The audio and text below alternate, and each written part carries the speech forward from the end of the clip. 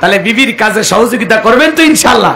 সেটা যে কোনো কাজ হোক, তরকারি কুটে হোক, কাপড় ধুয়ে দিয়ে হোক, বাড়ির বান্দা ঝাড় দিয়ে হোক, একটু ওই যে খেতা বা কম্বল চিপে দিয়ে হোক, কথা কয় না। একটা মোটা কাপড় ধুতেছে, আপনার বউ একাই ওইটা চিপতে পারতেছে না, আপনি এক পাশে ধরেন আর এক পাশে আপনার বউ ধরবে, এই যে দুইজন মিলে দুই হাত লাগাইলেন, এই যে সহযোগিতা, কথা কয় ঠিক কি না? একটু বউকে সময় দেন, বোঝে না। বউ কি চাকরানি পাইছেন? ওটা আপনার সহধর্মিনী, আপনার লাইফ পার্টনার, ওটা চাকরানি না, কথা কন না কে? বাড়িতে ঢোকেন, বউকে সালাম দেন, ওই পাগলিও সালাম দেন, আপনিও দেন না। বউ বোবা, স্বামীও বোবা, ঝগড়া লাগলে খালি ইংরেজি কয়, কিন্তু সালাম মুখ দিয়ে বের হয় না, আছে না নাই?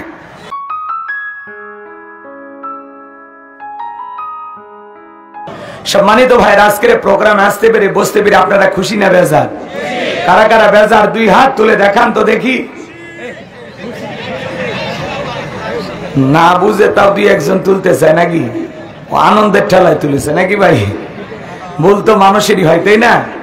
এই জন্য খালি জোশ থাকলে হবে না, জোশের সাথে হুশও থাকা লাগবে। এই জন্য আমাদেরকে বলা হয় হুজুকিয়া বাঙালি, গুজবে বাঙালি। যাই কয় আইরে সেদিকে যাইরে, বোঝা সোজা নাইরে, লাঠি বিটা খাইরে। মার খাওয়ার পরে হুশ হয়, এই কাম করছিলাম। এই জন্য যে কোনো কাজ আমরা বুঝে শুনে করবো ইনশাআল্লাহ। আজকের মাহফিলে আসতে পেরে বসতে পেরে কারা কারা খুশি? মুখে নিয়ে হাসি, আওয়াজ দে বেশি, আল্লাহ নামের এমন একটি স্লোগান দেবেন, এলাকায় যদি কোনো ইসলাম বিরোধী উই পোকা, সার পোকা, তেলা পোকা থাকে, ওদের কলিজায় যেন কম্পন সৃষ্টি হয়, এমন আওয়াজ তুলতে রাজি আছেন যারা? দুটি হাত টান টান করে তুলে দেখান তো তারা। লিল্লাহে তাকবীর, লিল্লাহে তাকবীর। আল কোরআনের আলো, আল হাদিসের আলো, দুনিয়ার মুসলিম আমার নেতা তোমার নেতা, আমার নেতা তোমার নেতা। লিল্লাহে তাকবীর। আল কোরআনের আলো, আল হাদিসের আলো, দুর্নীতির আলো। হাতটা বেনারা দেন তো, মাশাআল্লাহ, মারহাবা। আস্তে কারো নাকে যেন না লাগে, হাত নামান। অনেকে ঝোঁকে তালে বলেই ফেলেছেন দুর্নীতির আলো ঘরে ঘরে জ্বালো। বাংলাদেশে দুর্নীতি দমন কমিশন আছে না নাই? এরপরে দুর্নীতি কমেছে নাকি ডিজিটাল কায়দায় বেড়েই চলেছে? দিন যত গড়াচ্ছে দুর্নীতির পাল্লা তত ভারী হচ্ছে, কথা বলেন ঠিক কি না? আমরা চাই আমাদের প্রিয় মাতৃভূমি বাংলাদেশ দুর্নীতি মুক্ত আল্লাহ কবুল করেন, চিল্লা বলেন আমিন। আমরা চাই আমাদের বাংলাদেশ মাদক মুক্ত আল্লাহ কবুল করেন, চিল্লা বলেন আমিন। আমরা চাই আমাদের বাংলাদেশ যৌতুক মুক্ত আল্লাহ কবুল করেন, চিল্লা বলেন আমিন। আমরা চাই আমাদের বাংলাদেশ নাস্তিক মুক্ত আল্লাহ কবুল করেন, চিল্লা বলেন আমিন। সম্মানিত ভাইরা, আমার ভূমিকায় লম্বা কথা নয়, সরাসরি মূল আলোচনায় প্রবেশ করতে চাই। তারপরে দুই একটি কথা না বললে নয়। আমরা যত জায়গায় কোরআনে কথা বলতে যাই, বলে হুজুর সাবধানে আলোচনা করবেন, ভুলে যাবেন না এলাকা কা। ওদের কথা সাই শুনে মনে হয় এলাকা ওদের বাবার, আছে না নাই? আওয়াজ দিলে পুরুষের মতো দেবেন, আমি করবো ওয়াজ, আপনারা দেবেন আওয়াজ, জবাব দেবেন ঠিক ঠিক, আলোচনা হবে কমপ্লিট। শ্রোতাদের স্পিরিটে বারে, বক্তার হিট, আলোচনা হবে জায়গা মতো ফিট। কিছু আজ প্যান্ডেলে, কিছু আজ অ্যাঙ্গেলে, জ্ঞানী লোকের জন্য ইশারায় যথেষ্ট, কথা বলেন ঠিক কি না? অনেক জায়গায় ওয়াজ করতে গেলে বলে হুজুর ওয়াজ যা করবেন করবেন, খবরদার রাজনীতির কোনো আলোচনা করবেন না। আপনারাই বলেন তো, আমার বাড়ি কোন জেলা? গাইবান্ধা। গরিব এলাকায় বাড়ি দেখা, আমার জেলার নামটা নিতে আপনাদের কষ্ট হচ্ছে? একটু জোরে বলেন না বাজান, আমার বাড়ি কোথায়? গাইবান্ধায়। আমি আসছি কোথায়? জয়পুরহাটে। বিশ্বাস করেন, আমি গাইবান্ধা থেকে জয়পুরহাটে এসেছি শুধুমাত্র কোরআনের কথা বলার আশায়, এছাড়া আমার অন্য কোনো উদ্দেশ্য নাই, কথা বলেন ঠিক কিনা? আর গাইবান্ধা থেকে জয়পুরহাটে এসে রাজনীতি করে আমার কোনো লাভ আছে?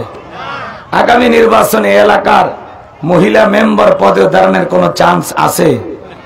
গলা টানতেছে, গলা যেন না, রিভব আছে না? রিভব, একটু রিভব বড়াও। দুই সাইডে দুটো বক্স দিলে ভালো হইতো, মিক্সার সাউন্ড সিস্টেম। আসলে মাইক যদি মনের মতো না হয়, ওয়াজ করবেন সাইদি সাহেবের মতো, শোনা যাবে তোফাত জলের মতো, কথা বুঝতে পারছেন? এই জন্য যারা আয়োজন করেন মাইকের দিকটা খুব খেয়াল রাখবেন, যাতে বক্তা ওয়াজ করে শান্তি পাওয়া যায়, 2 টাকা বেশি দিবেন, ঠিক আছে? আর আমরা প্রাণ ভরে দোয়া করব যারা ডেকোরেটরের ভাই ওনাদের ব্যবসায় যেন আল্লাহ বরকত দেয়, তাই না? কারণ এই যে 5-10 মিনিট কথা বলিনি এমনি গলা ফাটা শুরু হয়ে গেছে। এমনিতে দিনের বেলায় মাহফিল অনেক কষ্ট, তারপরে একটু আওয়াজটা বাবা দেওয়া, এই যে গলা টানতেছে ভিতর থেকে শুকে আসতেছে, এটা যেন না হয়। একটু দোয়া করবো বাজান, তোমাদের জন্য দোয়া করবো, তোমাদের সাথে আমার কোনো শত্রুতা নাই, কথা কয় না কে?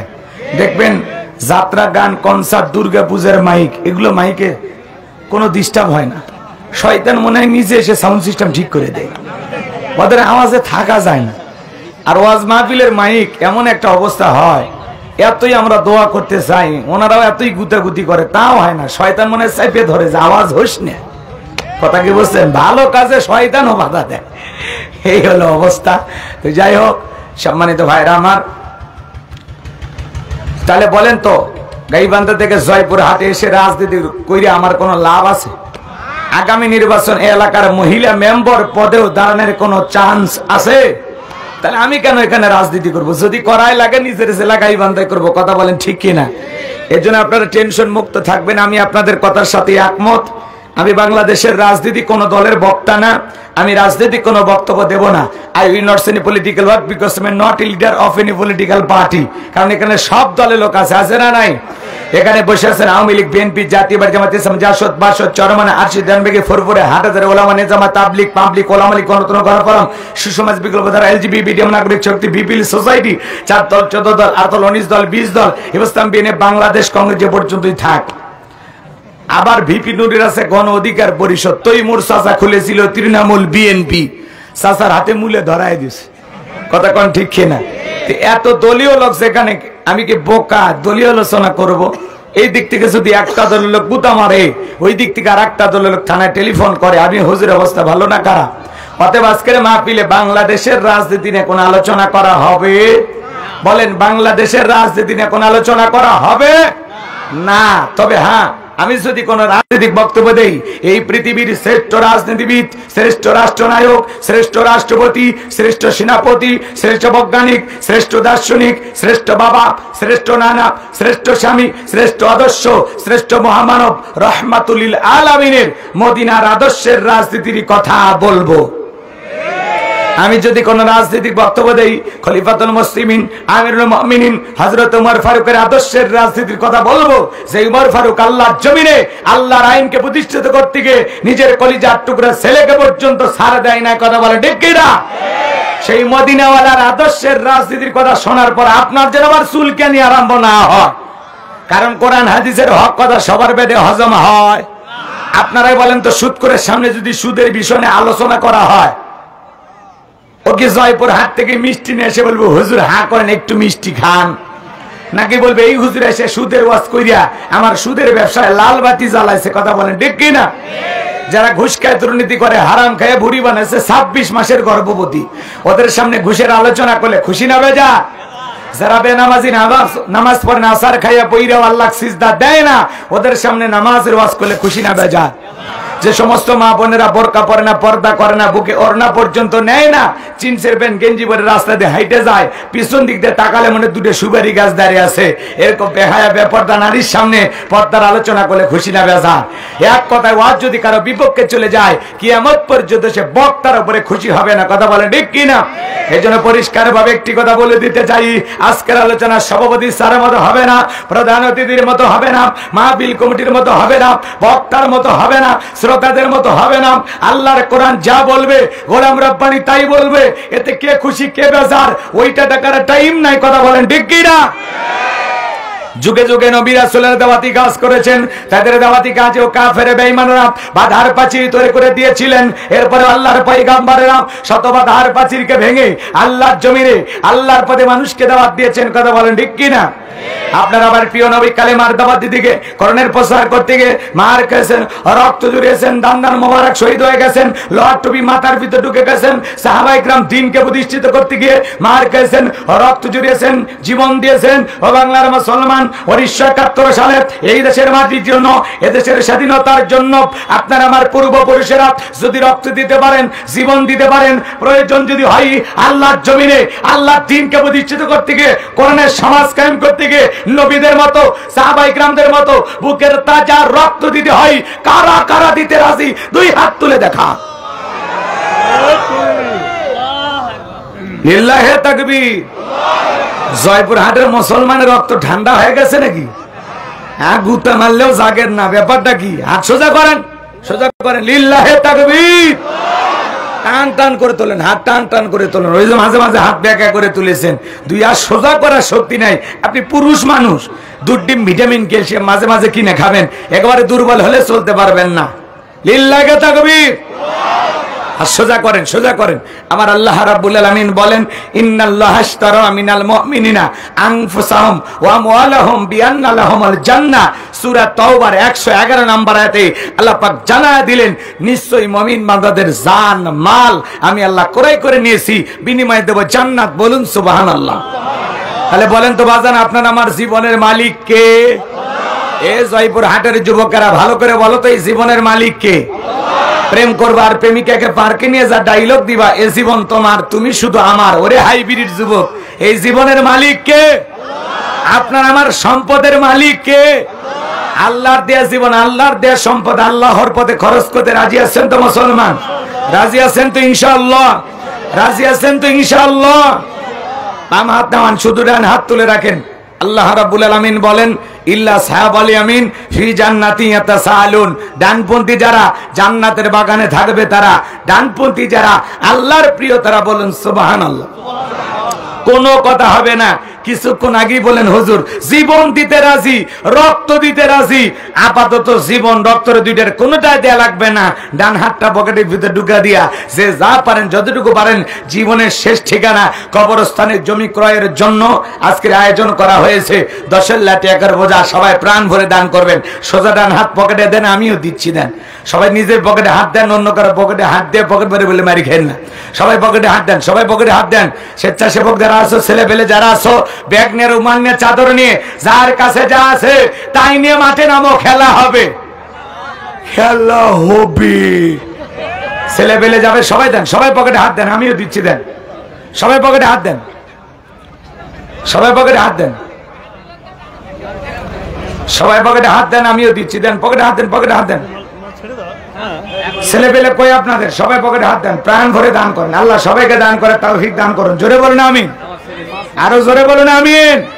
আর 5,000, 10,000, 2 লাখ, 1 লাখ, 2, 4, 5, 10 লাখ যারা দেবেন, 2, 4, 500 টাকা, 1000 টাকা আমি গুনাহগারের হাতে দেবেন। তাড়াতাড়ি করে দেন, মেহেরবানি করে তাড়াতাড়ি দেন। সময় বড় কম, 2-1 মিনিটে কালেকশন করে নিয়ে আমি আলোচনায় চলে যাব। আপনাদেরকে কষ্ট দেব না ইনশাআল্লাহ। মহিলা প্যান্ডের লোকজন পাঠা দেন। আলামিন ভাই কই? আপনার লোকজন কই? হ্যাঁ, ছেলে পেলে কই? ছেলে পেলে কালেকশন করবা না তো দাঁড়ায় আছো কেন? হ্যাঁ, ব্যাগ নে, রুমাল নে হোক অথবা টুপি নে হোক, সবাই একটু মেহেরবানি করে 10, 20, 50, 200, 100, 500, 2000, 5000, 10,000, 1 লাখ, 2 লাখ, যে যা পারেন আল্লাহর হস্তে পকেটে হাত দিয়ে জীবনের শেষ ঠিকানা কবরস্থানের জমি ক্রয়ের জন্য প্রাণ ভরে দান করবেন। আল্লাহ সবাইকে দান করে তৌফিক দান করুন। জোরে বলুন আমিন।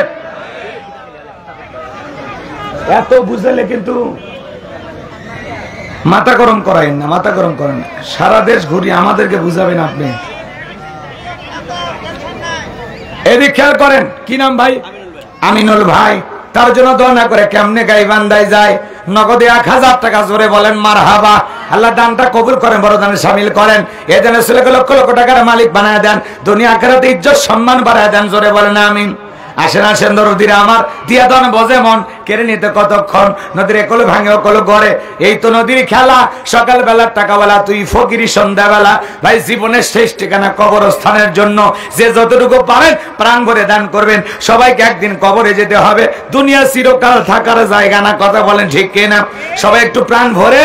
আমার আলামিন ভাই একটা উদ্যোগ নিয়েছে, সামাজিক কবরস্থান।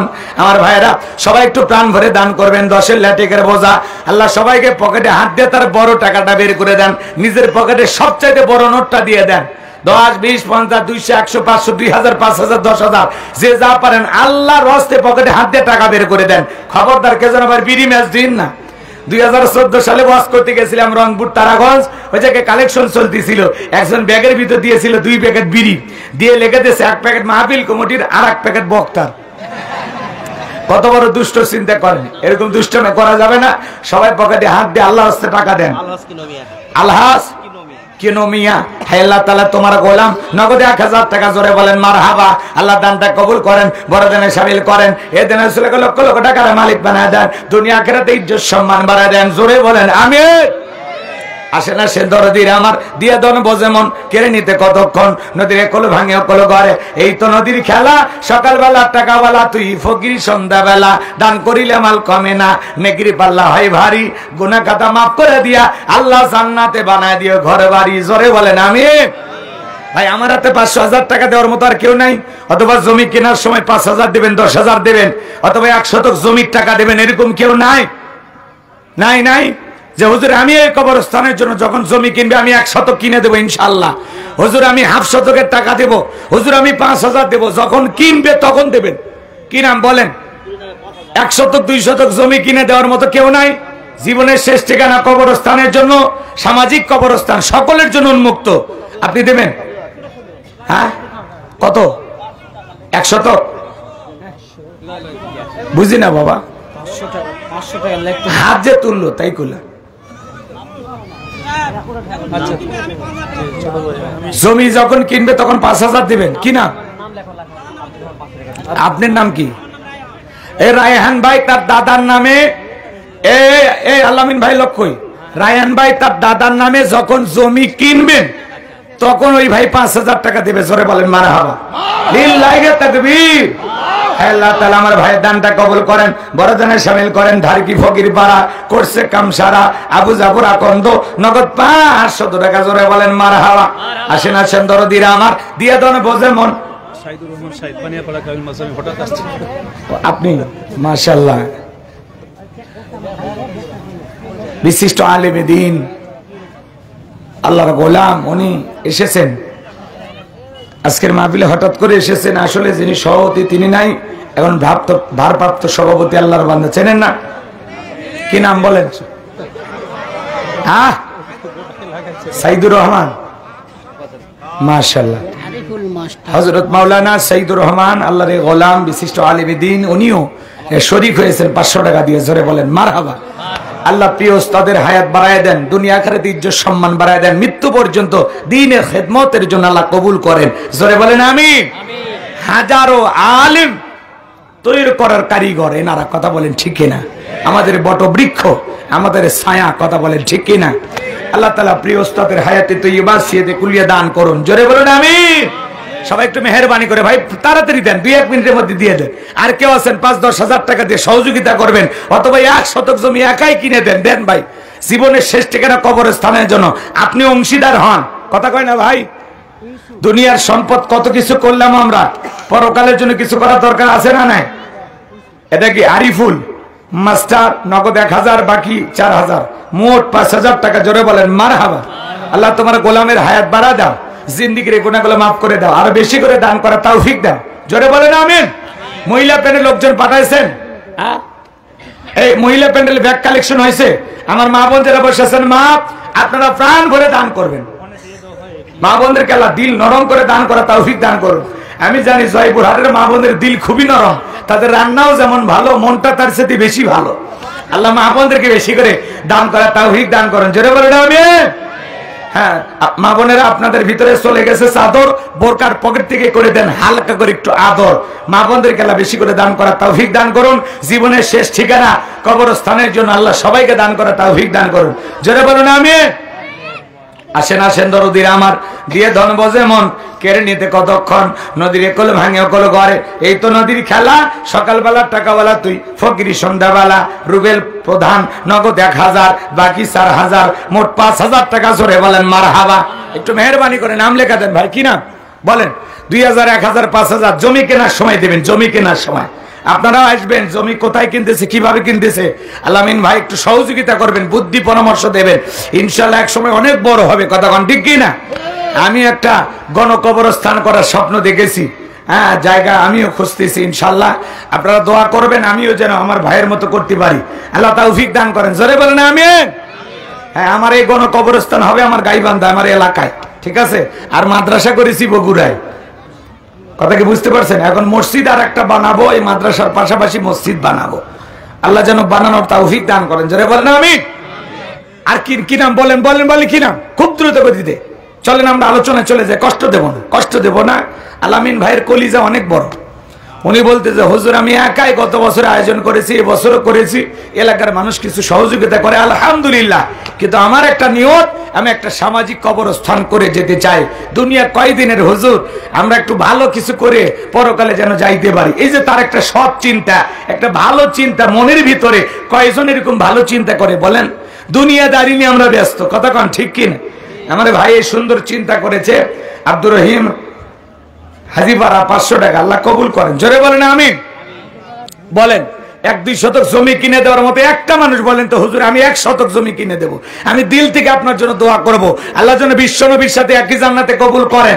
আপনি 1 শতক জমি দিয়ে আপনি প্রথম শুরু করেন, আল্লাহর কোন বান্দা আছেন শুরুতেই আপনার নামটা উঠে যাবে। দিল থেকে দোয়া করব, তাহাজ্জুদ পড়ে আপনার কথা স্মরণ করে মালিকের কাছে দোয়া করব। একটা মানুষ বলেন যে হুজুর আমি 1 শতক জমি ক্রয় করে দেব ইনশাআল্লাহ, যা টাকা লাগা আমি দেব ইনশাআল্লাহ। একটা মানুষ হাত তুলে বলেন, একজন শুরু করেন যে হুজুর আমি 1 শতক কিনে দেবো ইনশাল্লাহ। এই শত শত মানুষের মধ্যে একটা মানুষ কি নাই জয়পুর হাটের ধারিকি এলাকায়? একজন মানুষ কি পাওয়া যাবে না যে 1 শতক জমি কবরস্থানের জন্য কিনে দিতে পারেন, জীবনের শেষ ঠিকানার জন্য? চোখটা বন্ধ করলে সব পড়ে থাকবে ভাই। ধলু ফকিরপাড়া 500 টাকা, আল্লাহ কবুল করেন, জোরে বলেন আমিন। বলেন ভাই কি নাম? একটা মানুষ হাত তোলেন যে হুজুর আমি 1 শতক কিনে দেবো ইনশাল্লাহ। আলামিন ভাইয়ের পাশে দাঁড়াবেন সহযোদ্ধা হিসাবে। কে বলেন? কি ভাগ্যবান নামটা বলেন তো? আমি আপনার জন্য মুসাফির দিল থেকে দোয়া করে দেব, তাহাজ্জুদ পড়ে আপনার কথা স্মরণ করে আল্লাহর কাছে দোয়া করব। একটা মানুষ শুধু শুরু করেন যে হুজুর আমি 1 শতক দেব ইনশাল্লাহ। যান বলেন কি নাম? অনেক ধনী মানুষ এলাকায় আছেন, আপনারা অনেক টাকাওয়ালা আছেন। রুবেল প্রধান 1 শতক। লিল্লাহি তাকবীর, আলহামদুলিল্লাহ। রুবেল প্রধান নামে আল্লাহর একজন বান্দা 1 শতক জমি কেনার জন্য যা লাগে দিয়ে দেবেন। লিল্লাহি তাকবীর। আল্লাহ তাআলা আমার রুবেল ভাইয়ের দানটা কবুল করো, বড় দানে শামিল করো। 1 শতক জমি কবরস্থানের জন্য দিতে চাই। আল্লাহ তোমার এই গোলামের তুমি হায়াত বাড়ায় দাও, জিন্দেগির গুনাহগুলো maaf করে দাও, বিশ্ব নবীর সাথে একই জান্নাতে কবুল করে নাও, জোরে বলেন আমিন। যাক আলহামদুলিল্লাহ পাওয়া গেছে। আপনাদের মাঝে কেউ নাই 1 শতক জমি কিনে দিতে পারেন? নাই বাবা, নাই, কেউ নাই? 5000 টাকা দেন যে হুজুর আমি 5000 দেব, আমি 2000 দেব, আমি 1000 দেব। বলেন বলেন, খুব দ্রুত গতিতে বলেন যে হুজুর আমি 1000 টাকা দেব জমি কেনার সময়, আমি 2000 দেব। কেউ আছেন? তাড়াতাড়ি দেন, আমি বয়ানে চলে যাবো, আলোচনায় যেতে হবে, কষ্ট দেওয়া যাবে না। বলেন কি নাম? আছেন? 2000 টাকা দেওয়ার মতো কেউ নাই? 1000 কি নাম বলেন? আছেন বাবা? কেউ আছেন? কি নাম?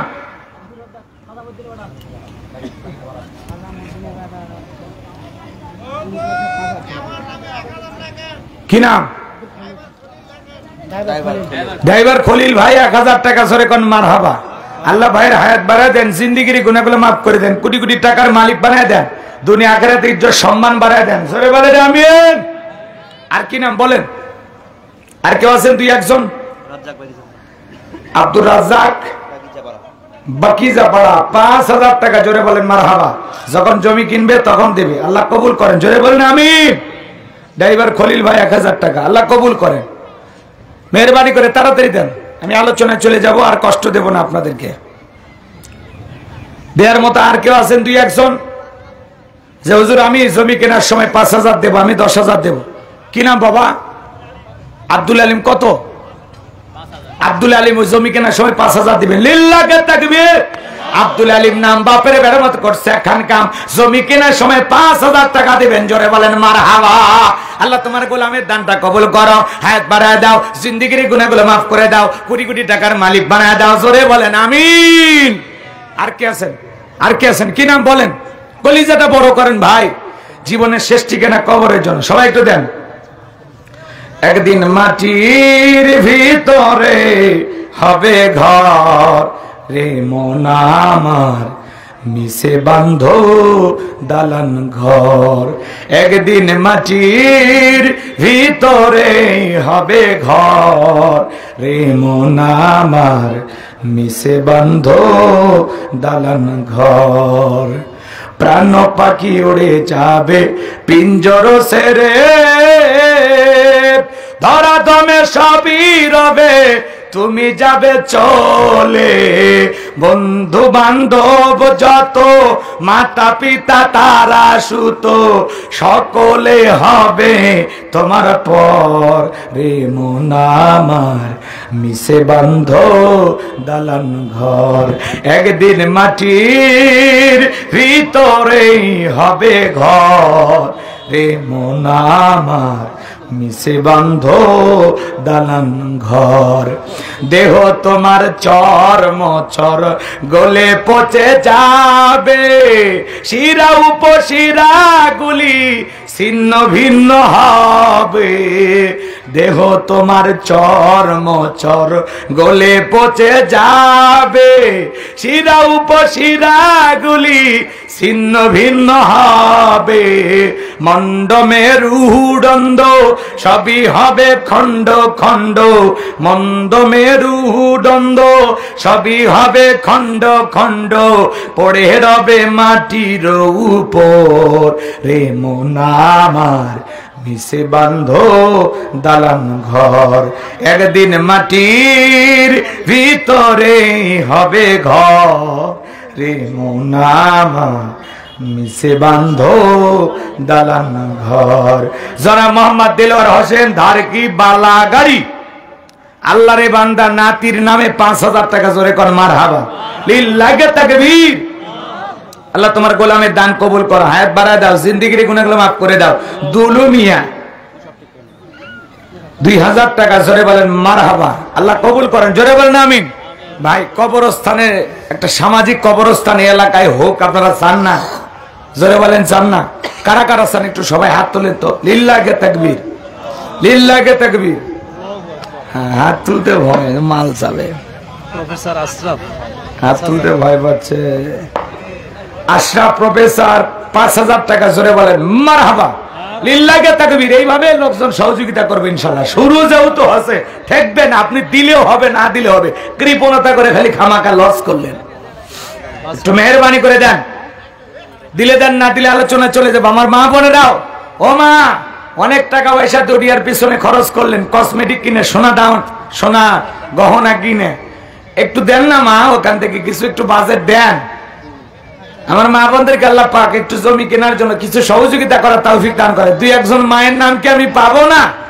এলাকায় এমন কি মা বোন নাই যে 500 টাকা, 1000 টাকা, 2, 4, 5, 10,000 টাকা দিয়ে সহযোগিতা করতে পারে জমি কেনার জন্য? একটু দেন। কারেন্ট চলে গেল, হ্যাঁ,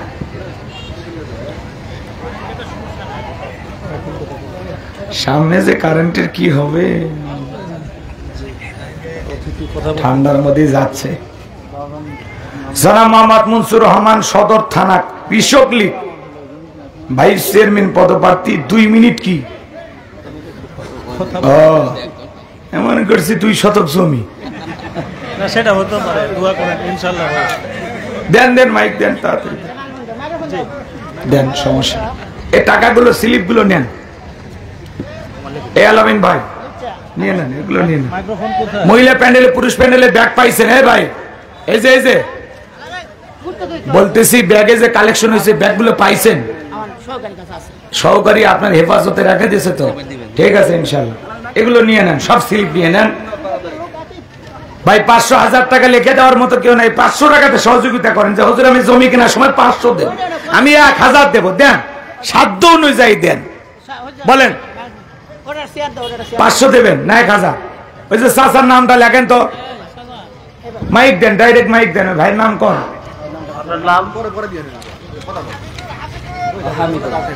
হামিদুল চাচা? না না, ওই যে কৃষক লীগের ভাই আছে না, ওনার মাইক দেন। হ্যাঁ দেন, উনি কথা বলুন। বিসমিল্লাহির রহমানির রহিম। ধারকি সামাজিক কর্মস্থানে জমি ক্রয় এবং উন্নয়ন প্রকল্পে বার্ষিক তফসিল গ্রহণ ওয়াজ মাহফিল অনুষ্ঠানে সভাপতি মণ্ডলী এবং প্রধান অতিথি আমাদের জয়গ্রাম 1 আসন এমপি মহোদয় জনাব শামসুল আলম দুদু ভাই আসার কথা ছিল। উনি বিশেষ কারণে সংসদ অধিবেশন শুরু হচ্ছে, এই জন্য উনি ঢাকায় চলে গেছেন। এই জন্য আপনাদের কাছে আমার পক্ষ থেকে ওনার পক্ষ থেকে আমার সালাম দেওয়ার জন্য অনুরোধ করেছেন। এবং পাশে আরেকজন আছে আমার জেলা সদস্য, জেলা সদস্য কিন্তু রমজান আলী সর্দার, উনিও আপনারা ওনার পক্ষ থেকে সালাম দেওয়ার জন্য অনুরোধ করেছেন। এবং উপস্থিত আছেন আমাদের এই ওলামায়ে কেরামগণ এবং সামনে উপবিষ্ট আছেন আমার বাবা মা, আমার বাবা, আমার ভাই সমতুল্য, আমার দাদা সমতুল্য এবং আমাদের ছোট ভাই সভাপতি রইল আমার পক্ষ থেকে। এবং আমার পক্ষ থেকে আসসালামু আলাইকুম রহমতুল্লাহি ওয়া বারাকাতুহু। আমি কিছু বলবো না, কারণ এখানে আমাদের বড় বড় ওলামা কেরামগণ আছে, ওনারা কথা বলবেন। আমি আপনাদের কাছে এসেছি, আমি আগামী উপজেলা নির্বাচন, আমি আপনাদের ছেলে, আপনাদেরই সন্তান, আপনাদের কাছে আমার অনুরোধ থাকবে, সামনে উপজেলা ভাইস চেয়ারম্যান পদপ্রার্থী আমি, আমার দোয়া করবেন, এই আশাবাদ ব্যক্ত করে আপনাদের কাছে বিদায় নিলাম। আসসালামু আলাইকুম রহমতুল্লাহি ওয়া বারাকাতুহু। কিছু দিবেন না ভাই, একটু সহযোগিতা, জমি কেনা যায় 2000, সামনে যেহেতু নির্বাচন ভাই, পাস যদি করতে পারেন 2 শতক জমি কিনে দেবেন, একটু ওয়াদা দেন। না টাকা তো নিচ্ছি, আপনি আমার কথার আগে শোনেন। আল্লাহ যদি ভাইস চেয়ারম্যান আপনাকে বানায়, মনে করেন আল্লাহ যদি দয়া করে আপনাকে বানায়, আপনি যদি হয়ে যান 2 শতক জমি কিনে দেবেন। এ সাউন্ড দেয় মাইক দা, আপনাদের কাছে আমি ওয়াদা করে যাচ্ছি, যদি আমি ভাইস চেয়ারম্যান হতে পারি, সর্বাত্মক সাহায্য। এবং এই যে আমাদের মৌলানা সাহেব বলছেন 2 শতক, আপনাদের জমি ক্রয়ের উপর নির্ভর করবে আমি কেমন, যদি জমি ক্রয় করতে যে যদি কেমন কিছু 2 শতক না 5 শতক হয়ে থাকে, আমি তার জন্য 1 শতকের দাম কত?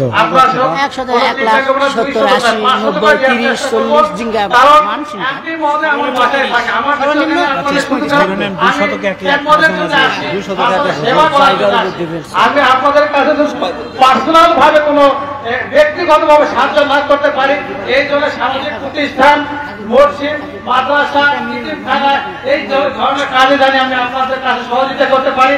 আর যিনি বললেন ইনশাআল্লাহ আমি যদি হতে পারি, আপনাদের কাছে আমি ওয়াদা করলাম, আমার অ্যাবিলিটি যা আছে 5 শতক 2 শতক না, যদি জমি যদি দাম অনুযায়ী যদি কিছু 50, 1 লাখ, 2 লাখ হয়, এরকম যদি 4-5 শতক আমি ইনশাআল্লাহ ওয়াদা করলাম দেওয়ার জন্য। আমি মাশাআল্লাহ মাশাআল্লাহ, লিল্লাহি তাকবীর। আমরা 2 শতক চাইছি, উনি আরো বেশি দিবে, আল্লাহ কবুল করে, জোরে বলেন আমিন। এই যে গ্রিল মিস্ত্রি নাজমুল ভাই, উনি নগদে 2000 টাকা দিয়েছেন না আজকের প্রোগ্রামের জন্য। আল্লাহর গোলাম ভাইস চেয়ারম্যান পদপ্রার্থী, উনি নগদ 2000 টাকা দিয়েছেন। গ্রিল মিস্ত্রি নাজমুল ভাই 1000 টাকা। এটা আবুজার গেফারি ভাই 1000 টাকা। রাজু পিতামাতা নাকি পিতা ফরহাদ, উনিও 5000 টাকা বাকি, দাদার জন্য দোয়া চেয়েছেন। হাফিজুর রহমান 1000 টাকা। স্বপ্না, এটা কি মেয়ের নাম নাকি? পাওয়া গেছে, যাক আলহামদুলিল্লাহ। স্বপ্না নামের আমার একজন বোন 1000 টাকা দেবেন, আল্লাহ কবুল করেন, জোরে বলেন আমিন। তাহলে ব্যাগ রুমাল কালেকশন হয়ে গেছে, টাকা টুকে পাইছেন, এখন যে যা দেয় আপনারা নেন, আলহামদুলিল্লাহ। আরো কিছু আছে, এদিকে রোহান উদ্দিন 1000 টাকা। হেলেনা, উনি 1000 টাকা। এদিকে রশেদ না রাশেদ 500 টাকা। নাজমিন একজন বোন 500 টাকা। একটা হিন্দু লোক সাহায্য করলে কি হবে, সমস্যা নাই, নিতে পারেন। আচ্ছা, এদিকে খেয়াল করে,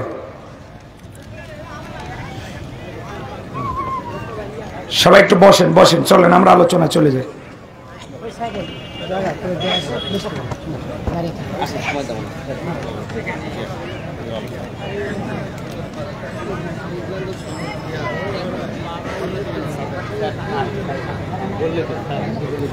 সবাই একটু চেপে চেপে বসেন, আসর পর্যন্ত ধৈর্য নিয়ে আলোচনা শুনবেন তো ইনশাল্লাহ।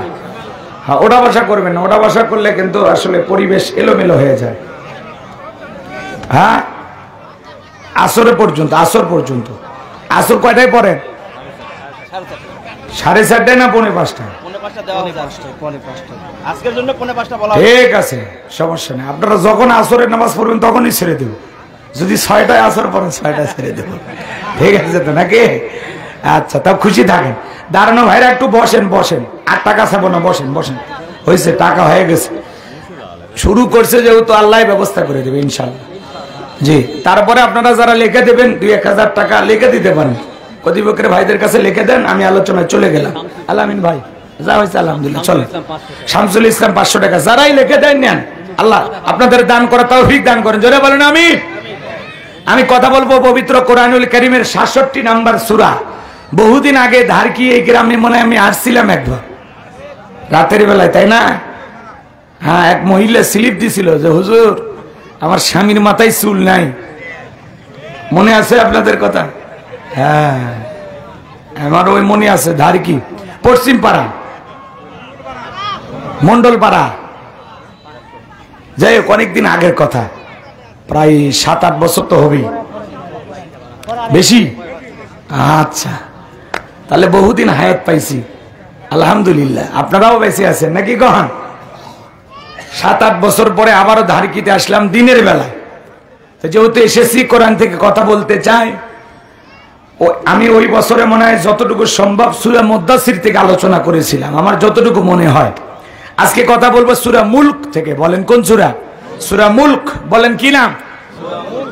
আচ্ছা, মোট আয়াত আছে 30টি, রুকু আছে 2টি। বিশ্ব নবীর মক্কার জিন্দেগিতে এই সূরাটি নাজিল হয়েছেন। বলুন আল্লাহু আকবার। সম্মানিত ভাইরা আমার, আমি আপনাদের সামনে মাত্র 2টি আয়াতে কারিমা তেলাওয়াত করেছি। এই 2টি আয়াতকে সামনে রেখেই কিছু কথা বলবো। আল্লাহ যেন তার গোলামকে কিছু কথা আপনাদের সামনে উপস্থাপন করার তৌফিক দান করেন। সকলে বলুন আমিন। আমার কোনো জ্ঞান নাই, জ্ঞান দেন আল্লাহর মালিক কে? ক্বালু সুবহানাকা লা ইলমা লানা ইল্লা মা আল্লামতানা ইন্নাকা আনতাল আলিমুল হাকিম। বলুন সুবহানাল্লাহ। জ্ঞান দেন আল্লাহর মালিক কে? ভাই একটু কথা বলা লাগবে, মানে কিচ্ছু না, এখন শুধু আওয়াজ একটু জোরে জোরে দেবেন। আপনাদের আওয়াজে আমার আলোচনার গতি বাড়বে। পারবেন তো ইনশাআল্লাহ? আর সবাই একটু আসর পর্যন্ত বসার নিয়তে বসেন, ওটা বসা করেন না, দিনের বেলায় পরিবেশ নষ্ট করেন, ঠিক আছে? দাঁড়ানো ভাইদের জন্য একটু বসার ব্যবস্থা করে দেন। কর্তৃপক্ষের ভাইয়েরা, এই যে ফাঁকা জায়গা দেখা যায়, ওই যে এই ছেলে বলে বাবা, ওই যে দেখো, ওই যে কাপড় পাইরে রাখছে, তোমরা ওখানে বসো। যুবকেরা বসো, বসো বাবা, বসো, সবাই বসো, তোমরা ভদ্র ছেলে, এই যে বসো বসো। আমি জানি জয়পুরহাটের ছেলেরা অনেক ভদ্র, অনেক লাজুক, এরা একবার বললেই বসে, খুব ভালো। সবাই একটু জবান ছেড়ে আমার সাথে মহাব্বতে তিলাওয়াত করুন। সূরার নাম কি বললাম? মুলক। মোট আয়াত 30টি, রুকু আছে 2টি। বিশ্ব নবীর মক্কার জিন্দেগিতে এই সূরাটি নাজিল হয়েছেন। বলুন আল্লাহু আকবার। এই কোরআন থেকে যদি কোনো কথা বলি, আপনাদের কি কোনো সমস্যা আছে ভাই? এই কোরআনের মধ্যে কোনো ভেজাল আছে? কোনো মিথ্যা আছে? কোনো ধোঁকা আছে? থাকবে কি করে? কিতাবটি নাজিল করেছেন কে? সে আল্লাহ রাব্বুল আলামিন বলেন, যালিকাল কিতাবুল লা রাইবা ফি। এটি এমন একটি কিতাব, সেই কিতাবের মধ্যে কোনো সন্দেহ নাই, কোনো সংশয় নাই, কোনো মিথ্যা নাই, কোনো ধোঁকা নাই। There is no doubt. বলুন আল্লাহু আকবার।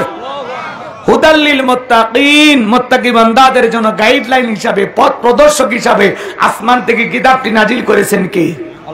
সেই কিতাবের আলোচনা শুনলে লাভ না লস? লাভটাকে আমার আল্লাহ জানায় দিলেন, ওয়া ইযা কুরিয়াল কুরআনু ফাসতামিউ লাহু ওয়া আনসিতু লাআল্লাকুম তুরহামুন। সূরা আরাফ আয়াত নাম্বার 204। আমার আল্লাহ রাব্বুল আলামিন জানা দিলেন, তোমাদের সামনে যখন কোরআন পাঠ করা হয়, কোরআনের আলোচনা করা হয়, চুপ করে কান লাগিয়ে মনোযোগ সহকারে কোরআনের কথাগুলো শ্রবণ করো।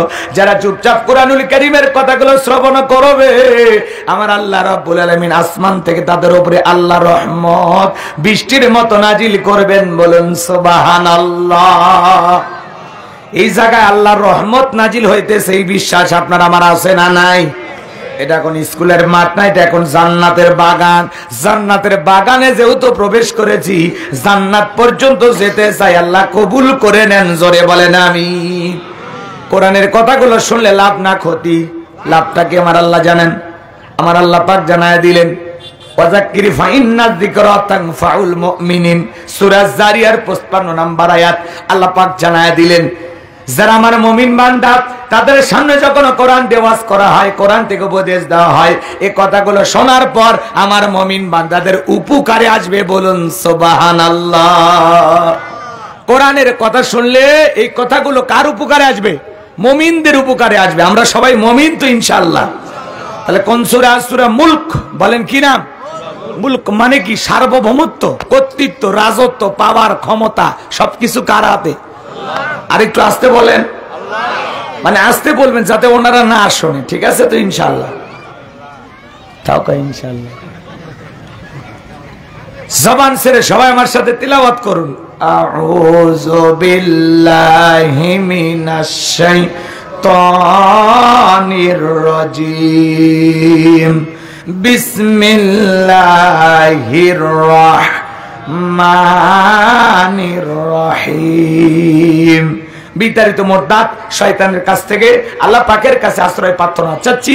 পরম করুণাময় দয়ালু আল্লাহ তাআলা নামে শুরু করছি। সূরার নাম মুলক। আমার ভাইরা, আল্লাহর কোন বান্দা যদি নিয়মিত এই সূরাটি তিলাওয়াত করে, যে ব্যক্তি তিলাওয়াত করবে তার জন্য আল্লাহ পাক কবরের সলজটকে সহজ করে দিবেন।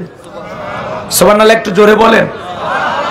শুধু তাই নয়, আল্লাহর কোন বান্দা যদি সূরা মুলক নিয়মিত তিলাওয়াত করে, কঠিন কিয়ামতের ময়দানে ওই তিলাওয়াতকারী ব্যক্তির পক্ষে সূরা মুলক আল্লাহর দরবারে তার নামে সুপারিশ করবে।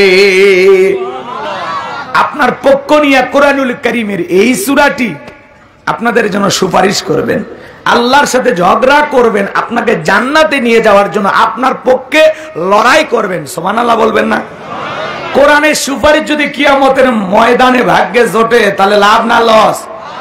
উপকার না ক্ষতি? তাহলে কোরআন তেলাওয়াত করার দরকার আছে না নাই? তাহলে সূরা মুলক এমন একটি সূরা, আল্লাহর যে বান্দারা নিয়মিত তিলাওয়াত করবে, আমল করবে, কঠিন কিয়ামতের ময়দানে এই সূরাটি আপনার পক্ষ নিয়ে আল্লাহর কাছে সুপারিশ করবে। তাহলে আমরা কি পারবো এই সূরাটি তিলাওয়াত শিখতে? বলেন পারবো তো ইনশাআল্লাহ? আমার এই বক্তব্য শোনার পর অনেক মানুষ আমার কাছে ওয়াদা দিয়েছেন, অনেক আমাকে ফোন দিয়ে বলেছেন, হুজুর আমার সূরা মুলক মুখস্থ হয়ে গেছে।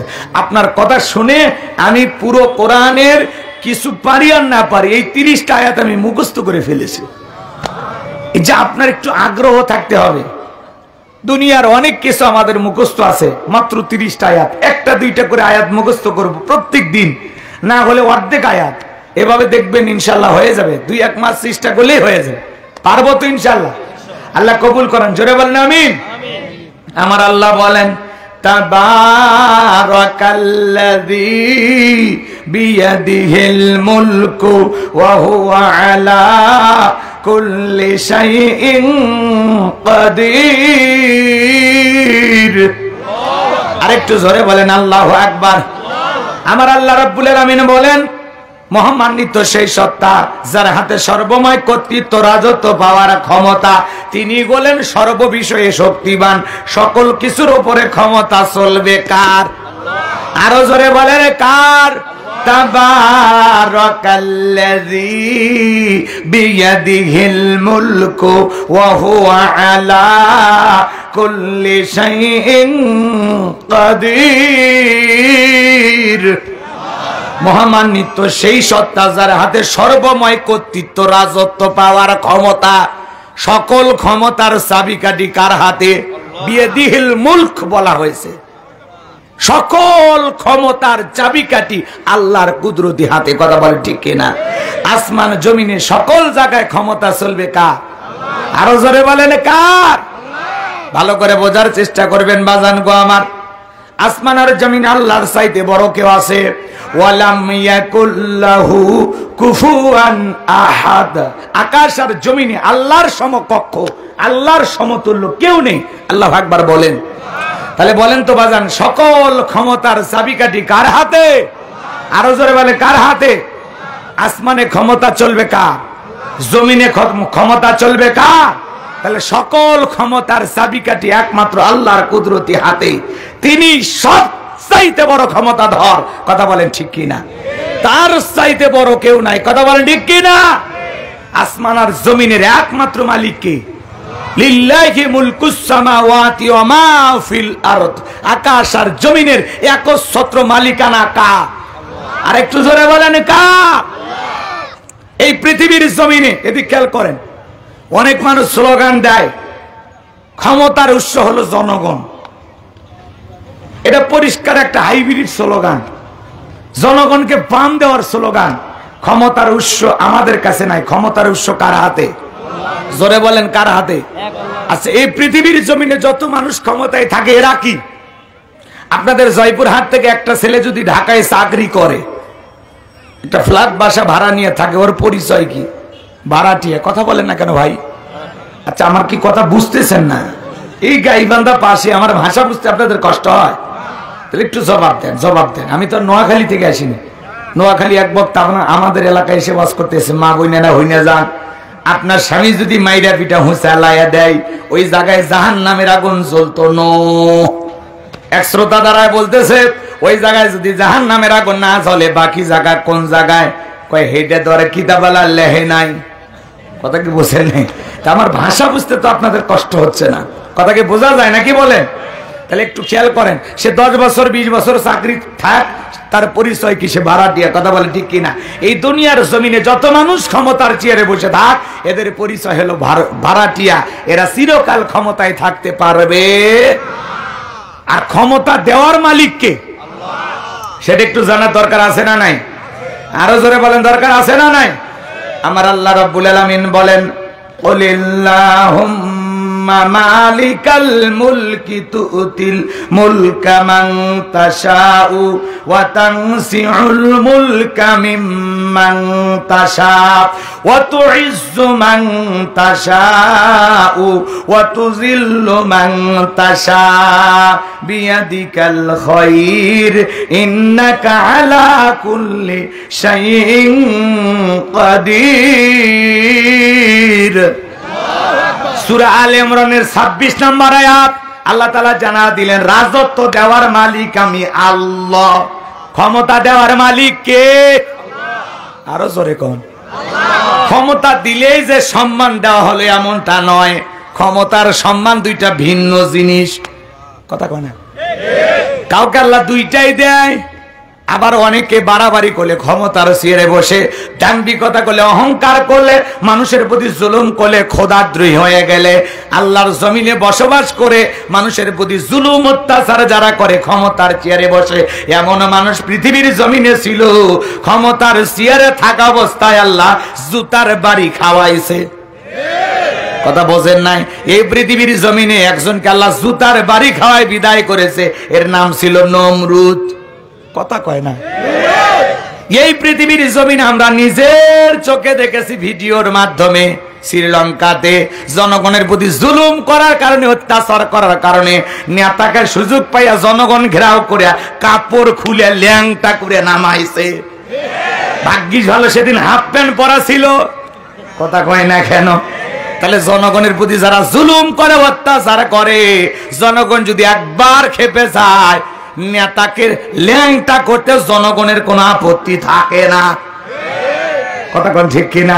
কিন্তু যারা আদল প্রতিষ্ঠিত করে, ইনসাফ প্রতিষ্ঠিত করে, ন্যায় বিচার কায়েম করে, দেশের উন্নয়নে, মানুষের উন্নয়নে, জনগণের উন্নয়নে, ইসলামের উন্নয়নে ভালো ভালো কাজ যারা করে, যারা মানুষের প্রতি জুলুম করে না, ক্ষমতাটাকে আমানত মনে করে, নিজেরকে জনগণের খাদেম মনে করে, যারা আল্লাহর দেয়া আমানত এটা সম্মানের সহিত ভালোভাবে ব্যবহার করে, অনেক মানুষকে আল্লাহ ক্ষমতাতে বসায়াও সম্মানিত করে। কথা বলেন ঠিক কিনা?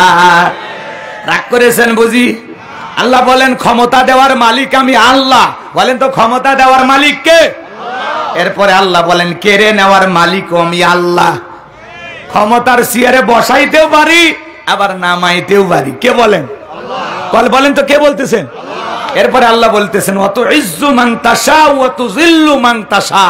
সম্মানিত করার মালিক আমি আল্লাহ, লাঞ্ছিত করার মালিক আমি আল্লাহ। আল্লাহু আকবার বলেন।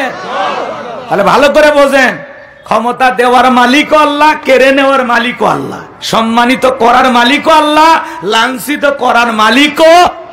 বিয়াদিকাল খৈর, সকল কল্যাণের চাবিকাঠি একমাত্র কার হাতে? ইন্নাকা আলা কুল্লি শাইইন কাদির। আর তিনি হলেন সর্ববিষয়ে সকল কিছুর উপরে ক্ষমতাবান। বলেন আল্লাহু আকবার। সবকিছুর উপরে ক্ষমতা চলবে কার? জোরে বলেন কার? কথা কি পরিষ্কার হইল? কিছু কি বুঝতে পারলেন? তাহলে আল্লাহ বলেন তাবারাকাল্লাযী বিয়াদিহিল মুলকু ওয়া হুয়া আলা কুল্লি শাইইন কাদির। আমার আল্লাহ বলেন মহামান্বিত সেই সত্তা যার হাতে সর্বময় কর্তৃত্ব, রাজত্ব পাওয়ার ক্ষমতা, তিনি হলেন সর্ববিষয়ে শক্তিবান। তাহলে সকল ক্ষমতার একমাত্র মালিক কে? এই ওয়াজগুলো অনেক জায়গায় করতে গেলে অনেক মানুষ মন খারাপ করে, মনে করছে হুজুর বানায়া বলতেছে, আছে না? কিন্তু কোরআন হাদিস পড়ে না, বোঝে না। আয়াত পড়ে অর্থ করে বুঝাবেন, তাও মানে মগজের ভিতরে ঢোকে না যে ক্ষমতার ওয়াজ করা লাগবে। আর কি বিষয় ছিল না? এটা নিয়ে তো যত ঝামেলা, এটা নিয়ে যত কাহিনী, এটা নিয়ে যত মারামারি। তো একটু এই বিষয়টা তুলে ধরলে আপনার সমস্যা কোথায়? রাগ করতেছেন আপনারা?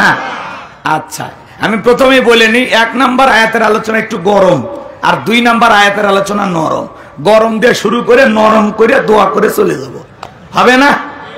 আচ্ছা, হবে তো ইনশাআল্লাহ। আল্লাহ কবুল করেন, জোরে বলেন আমিন। এইবার চলেন, এই পৃথিবীর জমিন আল্লাহ পাক 4 জন মানুষকে পুরো পৃথিবীর ক্ষমতা দিয়েছিলেন। বলেন কয়জন? আরো জোরে বলেন। আরে ভাই, পুরো পৃথিবীর ক্ষমতা তো দূরের কথা, ছোট এলাকার একটা নেতা হলে ওর গরম এলাকায় থাকা যায় না, আছে না নাই?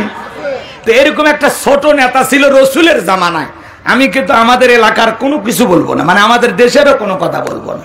আমি যা বলবো কোরআন সুন্নাহর আলোকে, ওই পূর্বে ঘটে যাওয়া ইতিহাস। কিন্তু এখান থেকে বাস্তবতা মিলানোর দায়িত্ব আপনাদের। কথা কয় না? কথা কয় রাগ করছেন ভাই? আচ্ছা, এদিকে খেয়াল করেন, রসুলের জামানা একটা গোত্রীয় লিডার, দলপতি, এখন তো এরকম মেম্বার চেয়ারম্যান বলা হয়, সেই জামানায় ধরেন 3-4টা মহল্লা মিলে একটা গোত্রীয় লিডার, দলপতি, মুরল, মন্ডল, মাতাব্বর, একটা গোত্রীয় সর্দার থাকতো। কথা কি বুঝতে পারছেন? এর নাম ছিল মহাবীর আমর। জোরে বলেন কি নাম? মহাবীর আমর। বিশ্বনবী যখন হিজরত করে মদিনায় চলে গেছেন, নবীজি মদিনায় যায়া আপন গতিতে কোরআন সুন্নাহর দাওয়াত তিনি দিয়ে যাচ্ছেন। মানুষকে আল্লাহর পথে দাওয়াত দিতেছেন, মানুষ দলে দলে কালেমা পড়ে মুসলমান হচ্ছেন। মক্কার কাফিরদেরকে নিয়ে রসুলের কোনো মাথা ব্যথা নেই। কিন্তু মক্কার কাফিররা রসুল মদিনায় যাওয়ার পরেও এদের ঘুম নাই। না জানি মদিনায় যায় আব্দুল্লাহর বেটা মুহাম্মদ সাল্লাল্লাহু আলাইহি সাল্লাম না জানি কি করতেছে, এই টেনশনে এদের ঘুম নাই। এই জন্য এদের মধ্যে ঘুম নাই, টেনশনে। এরকম ব্যক্তি একজন ছিল, এর নাম হলো মহাবীর আমর, একটা গোত্রীয় লিডার, দলপতি। এ কি করলো জানেন? প্রতিমার সামনে দাঁড়ায়া, দেবতার সামনে দাঁড়ায়া, লাত, হুজ্জা, দেবদেবী, সরস্বতী, রাধাকৃষ্ণ, ভগবতী, এগুলো প্রতিমার সামনে দাঁড়ায় বলতেছে, যতক্ষণ না আব্দুল্লাহর বেটা মুহাম্মদ বলেন সাল্লাল্লাহু আলাইহি সাল্লামের কাল্লানে ফেলাইতে পারবো, ততক্ষণ পর্যন্ত 1 ফোঁটা পানিও পান করব না। জোরে কোন নাউজুবিল্লাহ। রসুলের কাল্লাটা ফেলায় দিতে চাই। বলেন তো, রসুলের চাইতে উত্তম মানুষ, শ্রেষ্ঠ মানুষ পৃথিবীর জমিনে আর কেউ আছে? যার চরিত্রের সার্টিফিকেট আল্লাহ দিয়ে বলেন ওয়া ইন্নাকা লাআলা খুলুকিন আযীম, নবী গো আপনি হলেন পুত পবিত্র মহান চরিত্রের অধিকারী। আরবিতে আযীম এমন একটি শব্দ যার গভীরতা মাপা যায় না। আল্লাহু আকবার বলেন। একটু মনোযোগ দিয়ে কথাগুলো শুনবেন, তাহলে রসুলের চরিত্রের সার্টিফিকেট আল্লাহ দিয়ে বলতেছেন রসুল হলেন পুত পবিত্র মহান চরিত্রের অধিকারী। সেই রসুলের মাথা নিতে চায়, কাল্লা নিতে চায়। আমার নবীকে ওর পাকা ধানে মই দিছিল, ওর বাড়ি থেকে চুরি করতে গেছিল। তাহলে রসুলের কি অপরাধ? রসুলের অপরাধ নাই। ওদের কাছে অপরাধ হলো নবীজি কালেমার দাওয়াত দেয়, ইসলামের প্রচার প্রসার করে, এক আল্লাহর পথে মানুষকে আহ্বান করে। ওরা বলে 33 কোটি দেবতা মানি, তাই জীবনে শান্তি নাই। আর এক আল্লাহ মানলেই কি সমস্যার সমাধান? এই মূর্খেরা বোঝে না যে এক আল্লাহ মানলেই সব সমস্যার সমাধান। কথা বলেন না কেন?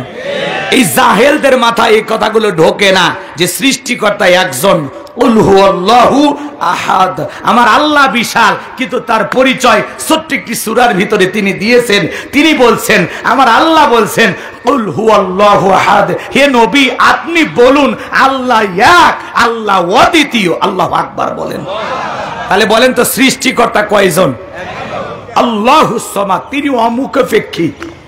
আল্লাহু আকবার বলেন। তিনি কারো মুখাপেক্ষী নন, আমরা সবাই তার মুখাপেক্ষী, কিন্তু তিনি কারো মুখাপেক্ষী নন। এই দুনিয়ার জমিনে আজকে যদি সারাদিন আল্লাহ বৃষ্টি দিতে চায়, কারো কাছে কি পারমিশন নিয়ে লাগবে? কথা কয় না। আল্লাহ যদি চায় 24 ঘন্টায় সূর্য উঠে থাকবে, এই ব্যাপারে দুনিয়ার কারো কাছে পারমিশন নিয়ে লাগবে? আমার আল্লাহ যা ইচ্ছা তাই করতে পারেন। ফাআলুল লিমা ইউরিদ। কথা বলেন ঠিক কি না? আমার ভাইয়েরা, আল্লাহ যা ইচ্ছা তাই করতে পারেন। চলুন সামনের দিকে যাই, আলোচনা একটু মনোযোগ দিয়ে শুনবেন আমি যে কথাগুলো উপস্থাপন করতে চাই। আমার ভাইয়েরা, মক্কার মহাবীর আমার নবীজির মাথা নেওয়ার জন্য প্রতিশ্রুতিবদ্ধ হয়ে গেলেন। যতক্ষণ না পর্যন্ত নবীর মাথা না ফেলাইতে পারবো, কাল্লা না ফেলাইতে পারবো, ততক্ষণ পর্যন্ত এক ফোঁটা পানিও পান করব না। এই স্লোগান দিয়ে ঘোষণা করে নবীজির কাল্লা নেওয়ার জন্য মদিনায় পথে রওনা করলো। আল্লাহ রাব্বুল আলামিন রাসূলের কান পর্যন্ত খবর পৌঁছায় দিলেন, নবী গো, মক্কার মহাবীর আমর আপনার মাথা নেওয়ার জন্য রওনা করেছে। এইবার রাসূল টেনশনে পড়ে গেলেন, কি করা যায়? সাহাবা ইকরামদেরকে বলে, ও আমার সাহাবীরা, মক্কার মহাবীর আমর আমার মাথা নেওয়ার জন্য রওনা করেছে। ওসমান হলেন নরম সাহাবী, ডেকে বলেন, নবী, আল্লাহর কাছে আপনি দোয়া করেন। আল্লাহর এত বড় পয়গাম্বার আপনি, আল্লাহর কাছে দোয়া করলে আমার বিশ্বাস ওই মক্কার মহাবীর আমর আপনার কাছে পৌঁছার আগে আল্লাহ ওর যেন হাত পা প্যারালাইজ করে দেয়। ওসমানের কথা শুনে নবীজি হাত তুলে দোয়া করতেছেন, আল্লাহ, ওই মক্কার মহাবীর আমর আমার মাথা নেওয়ার জন্য রওনা করেছে, আমার কাছে পৌঁছার আগে ওরা হাত পা, এতটুকু শুধু বলেছেন। আল্লাহ রাব্বুল আলামিন আসমান থেকে জিবরাইলকে পাঠিয়ে দিলেন, জানায় দিলেন, ও জিবরাইল, আর করো না দেরি, আমার বন্ধুকে জানায় দাও তাড়াতাড়ি। আমি আল্লাহ পাক শুধু দুই হাত দোয়া করার জন্য দেই নাই, মাঝে মাঝে জালেম আর বেঈমানদেরকে সাইজ করার জন্য ওই দুই হাতে লাঠিও তুলে নেওয়া লাগবে। বলেন আল্লাহু আকবার। জিবরাইল এসে বলে, নবী, দোয়া কবুল হবে না, হাত নামান। নবীজি যখন হাত মুখ মোবারকে না লাগায় হাঁটুর উপরে রাখলেন। আমরা অনেকে দোয়া করি, মুনাজাত করার সময় এরকম দড়ি পাকায়, কথা কয় না, এরকম করে, আছে না নাই ভাই? আবার অনেকে মুনাজাত করার সময় পেশার মাপে, আছে না? অনেকে আবার এরকম চুপচাপ ধরে থাকে। আবার যুবকেরা খুব সেনা, হুজুর 5-7 মিনিট মুনাজাত করে হুজুর কান দিয়ে চোখের পানিতে হুজুরের দাড়ি ভিজা যায়, এরা হাত তোলে না, চুপচাপ থাকে। হুজুর যখন বলে আমিন, তখন বলে আমিন। হুজুর আজকের মুনাজাত সেই হয়েছিল, এ বদমাইশ দোয়া ধরেছিল। এরকম চালাক আছে না নাই? মন খারাপ করছেন আপনারা? আমার ভাইয়েরা, মন খারাপ করবেন না। সব জায়গায় কিন্তু দোয়া দিয়ে কাজ হয় না। জিবরাইল এসে বলেন, নবী, দোয়া কবুল হবে। আপনারা বলেন, সব জায়গায় কি দোয়া দিয়ে কাজ হয়? আচ্ছা, এই গ্রামের নাম কি? ধার কি? মনে করেন এই গ্রামে প্রতিদিন চুরি হচ্ছে, এক্সাম্পল দিচ্ছি কথা বোঝানোর জন্য, ভাবিয়েন না যে চুরি হচ্ছে, এমনি বলতেছে। প্রতিদিন চুরি হয়, গরু ছাগল চুরি হয়, টাকা পয়সা চুরি হয়, এমনকি গহনাগাটি চুরি হইতে হইতে সুন্দরী বউটা পর্যন্ত চুরি হয়। চুরির অত্যাচারে এলাকায় থাকা যায় না। একজন কি করছে জানেন? জয়পুর হাট থেকে 10 কেজি জিলেবি নিয়ে এসে মসজিদের ইমাম সাহেবকে বলে, হুজুর, এই ধারকি গ্রামে এত চুরি বেড়ে গেছে, এই যে 10 কেজি জিলেবি দিলাম, একটু দোয়া করে দেন, আল্লাহ যেন চোরের হাত থেকে গ্রামবাসীকে হেফাজত করে। এশার নামাজ পড়ে হুজুর জিলেবি নিয়ে মুনাজাতে দোয়া করতেছে, আল্লাহ, এই গ্রামকে চোরের হাত থেকে হেফাজত করো, গরু ছাগল টাকা পয়সা সুন্দরী বউ গহনা কাটি আল্লাহ হেফাজত করো। সৌরভ জিলেবি খাবার আসা হাত তুলে কয় আমিন আমিন। এইবার হুজুর দোয়া করতেছে। আপনারাই বলেন তো বাজান, ওই জায়গায় কি দোয়া দিয়ে চুরি বন্ধ করা যাবে? চুরি বন্ধ করতে হলে লাগবে শক্ত আইন। কথা বলেন ঠিক কিনা? যেমন আল্লাহ তাআলা পবিত্র কোরআনুল কারীমের ভিতরে স্পষ্ট জানিয়ে দিয়েছেন, যারা চুরি করবে তাদের হাত কেটে দাও। কথা কয়? প্রথমে পুরুষের কথা আল্লাহ বলেছেন যে চোর যদি পুরুষ হয় হাত কেটে দাও, এরপরে চোর যদি মহিলা হয় এরও হাত কেটে দাও। কথা কয় না কেন? ভালো করে বুঝবেন। চোর চুরি করেছে এর হাত কেটে দাও, এ আইন যদি সূরা মায়েদার এই আইনটা যদি বাংলাদেশে চালু করা হইতো, চোরেরা চুরি করা তো দূরের কথা, তওবা করে সব আল্লাহর ওলি হয়ে যেত। এত দুর্নীতি, দেশের টাকা বিদেশে পাচার করা, এদেশের মানুষ ভাত পায় না, আর ও কানাডা, আমেরিকা, লন্ডনে বাড়ি তৈরি করে। এরকম দুর্নীতিবাজ নেতার জন্ম বাংলাদেশে হতো না যদি চোরের আইন থাকতো। কথা কয় না? এমন এমন নেতা 5 বছরে কয় হাজার কোটি টাকার মালিক নেতা নিজেও জানে না। এত টাকা হলো কেমনি? জিবরাইল দিয়েছে? হ্যাঁ, রাগ কইরেন না আপনারা। এই দেশের যত টাকা পাচার হয়েছে এরকম কমপক্ষে 50টা পদ্মা সেতু বানাইলেও টাকা শেষ হবে না। বিদেশিদের কাছে লোন করা লাগবে, ধার করা লাগবে, লাগবে না। খালি অর্থের সঠিক ব্যবহার করা লাগবে।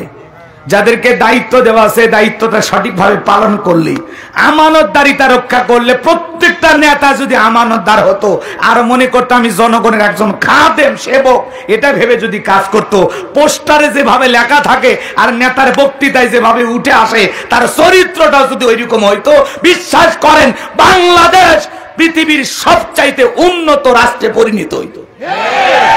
কিন্তু শালার বক্তব্যের সাথে কথার মিল নেই। কথা কর না কে? বক্তব্য দেয় আমরা মাদক মুক্ত করার জন্য সংগ্রাম করতেছি। খবরদার যুবকেরা, কেউ মাদক সেবন করবা না। খবরদার তোমরা কেউ মদের বারে যাইবা না।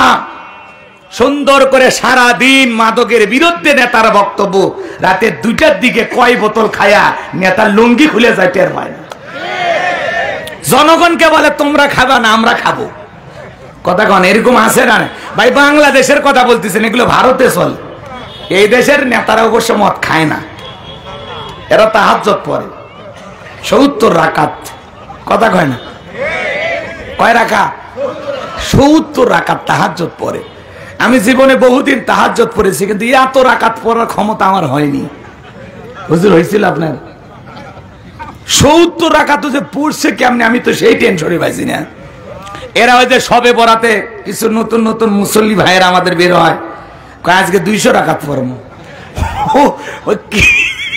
ওই যে 200 রাকাত পড়ছে কেমনে রে ভাই? কেমনে সবের আসে না? 200 রাকাত আপনি পড়েন, নামাজের একটা গতি আছে, তাই না? আপনি সিজদা লম্বা করেন, রুকু সঠিকভাবে করেন, আপনার 200 রাকাত পড়া লাগবে কেন? আপনি যদি 4 রাকাত নামাজ যদি নামাজের মতো হয়, আলহামদুলিল্লাহ। সংখ্যা বেশি কিন্তু লাফালাফি, দাবাদাবি, সিজদা রুকু একটাও কবুল হয়নি, তাহলে দরকার আছে? সময় নিয়ে পড়েন, আল্লাহকে রাজি খুশি করার জন্য পড়েন, আল্লাহ কবুল করেন। জোরে বলেন আমি। আচ্ছা, আপনাকে বিরক্ত হচ্ছেন আমার কথা? হন, সমস্যা নাই। দিনের বেলায় চতুর্দিক তাকান যাচ্ছে, পালাতে সুবিধা আছে, ভয় পাইেন না। ভয় পাইলে চলবি না, পুরুষের কোনো ভয় নাই। আর আমরা যদি সারা জীবন ভয় করি তাহলে হিজড়া হয়ে থাকা লাগবে। এমনি শরীফ থেকে শরীফের গল্প শুনেছে, বুঝিচ্ছেন না? মাথা চারা দিয়ে ওঠে, না হলে 3য় লিঙ্গের মানুষ বেনে ছেড়ে দিবি। দেখতে পুরুষ, মনে মনে মহিলা। তা আসেন, আমি মনে মনে এই আপনাদের এলাকার একটা যুবক যদি বলে আমার নাম মুন্না, কিন্তু এখন মনে মনে আমি মুন্নি, আপনার বোনের কাছে একটু আমাকে থাকতে দেন, দেবেন নাকি? শিয়াল যদি মুরগির খামারের কাছে যে আন্দোলন করে বলে আমি আজ থেকে আর শিয়াল নাই, আমি তোমাদের মতোই মুরগি, আমাকে তোমাদের সাথে থাকতে দাও, তাহলে মুরগির অবস্থা কি হবে? এই সমাজের নোংরা চিন্তা ভাবনা যারা গল্পের মাধ্যমে আমাদের কমলমতি শিশুদের মাথায় ঢুকাতে চায়, আল্লাহ যেন শিক্ষামন্ত্রী সহ এদেশের সমস্ত নেতাদের হেদায়েত দান করেন। জোরে বলেন আমিন। আরে ভাই, শিক্ষা নিয়ে গল্প দেন। আপনি 3য় লিঙ্গের মানুষকে প্রমোট করতে চান তো আমাদের আপত্তি নাই, একটা গল্পের সিস্টেম আছে তো। কিসের শরীফ থেকে শরীফা ফাজলামি করেন? আপনি ডাইরেক্ট লেখেন 3য় লিঙ্গের মানুষের প্রতি আমাদের ভালো আচরণ করতে হবে, তারাও মানুষ। আল্লাহ চাইলে আমাকে হিজড়া বানাইতে পারতো, আপনাকে পারতো। একজন এরকম ইসলামিক স্কলার, দিনের দায়ী, বাংলাদেশে কত বড় বড় ইসলামিক দার্শনিক আছে, তাদের কাছে তো জান না যে আমরা একটা হিজড়াকে নিয়ে গল্প বানাইতে চাই, কি গল্প বইয়ের ভিতরে দেওয়া যায়। আপনারা যান নাস্তিকদের কাছে, কথা কয় না ভাই? হিজড়াদেরকে নিয়ে গল্প বানানো যায় না। যারা এ সমস্ত মানুষ দেখতে কিছুটা পুরুষের মতো, কিন্তু ভাবটা মেয়েলি, আবার দেখতে মেয়েদের মতো, ভাবটা একটু পুরুষের মতো, এই সমস্ত মানুষ যারা আছে থার্ড জেন্ডার, তৃতীয় লিঙ্গের মানুষ, এদের প্রতি আমাদের সম্মান প্রদর্শন করতে হবে। যেহেতু মাননীয় প্রধানমন্ত্রী তাদেরকে নাগরিক অধিকার দিয়েছেন এবং হিজড়া অলরেডি একজন চেয়ারম্যান হয়েছে, আর রানী কত কাহিনী করলো একটু এমপি হওয়ার জন্য, হতে পারতো কিন্তু কাদের সাহেব করে বন্টন করে দেওয়া হয়েছে আগেই, কথা কয়নি। এই জন্য রানীর স্বপ্নটা আর পূর্ণ হলো না। তাছাড়া আমরা হিজড়াকে সংসদেও দেখতে পাইতাম। তো তারা এমপি কে, আমি চাই প্রধানমন্ত্রী যদি হবার পারে কোনো বছর হোক ভাই, আমার আপত্তি নাই। হিজড়াদের মন ভালো, কথা কয় না। সাধারণ মানুষের চাইতে ওদের দয়া মায়া বেশি। আপনারা জানেন কিনা আমি জানি, কথা কয় না। কন আপনারাই কন, হিজড়াদের মনে দয়া মায়া কম না বেশি?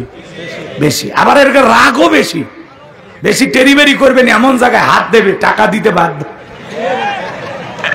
এই যে গত কালকের আগের দিনে এক দোকানদারের কাছে হিজড়ারা টাকা চাইতে গেছে, টেলিভিশনে নিউজ দেখলাম আমি। তো ওই দোকানদার প্রথমে 20 টাকা দিছে, কয় নেব না। 50 টাকা দিছে, কয় নেব না, আমরা 4 জন আসছি, 400 টাকা দিন, নইলে তোর খবর আছে। দোকানদার করছে এই মাত্র দোকান খুললাম, বেচা কিনা হয়নি। পরে হিজড়ারা ওরে ধরে গণপিটুনি দিছে, দোকানদারকে পিটাইছে, আশেপাশের লোকজন আসছে।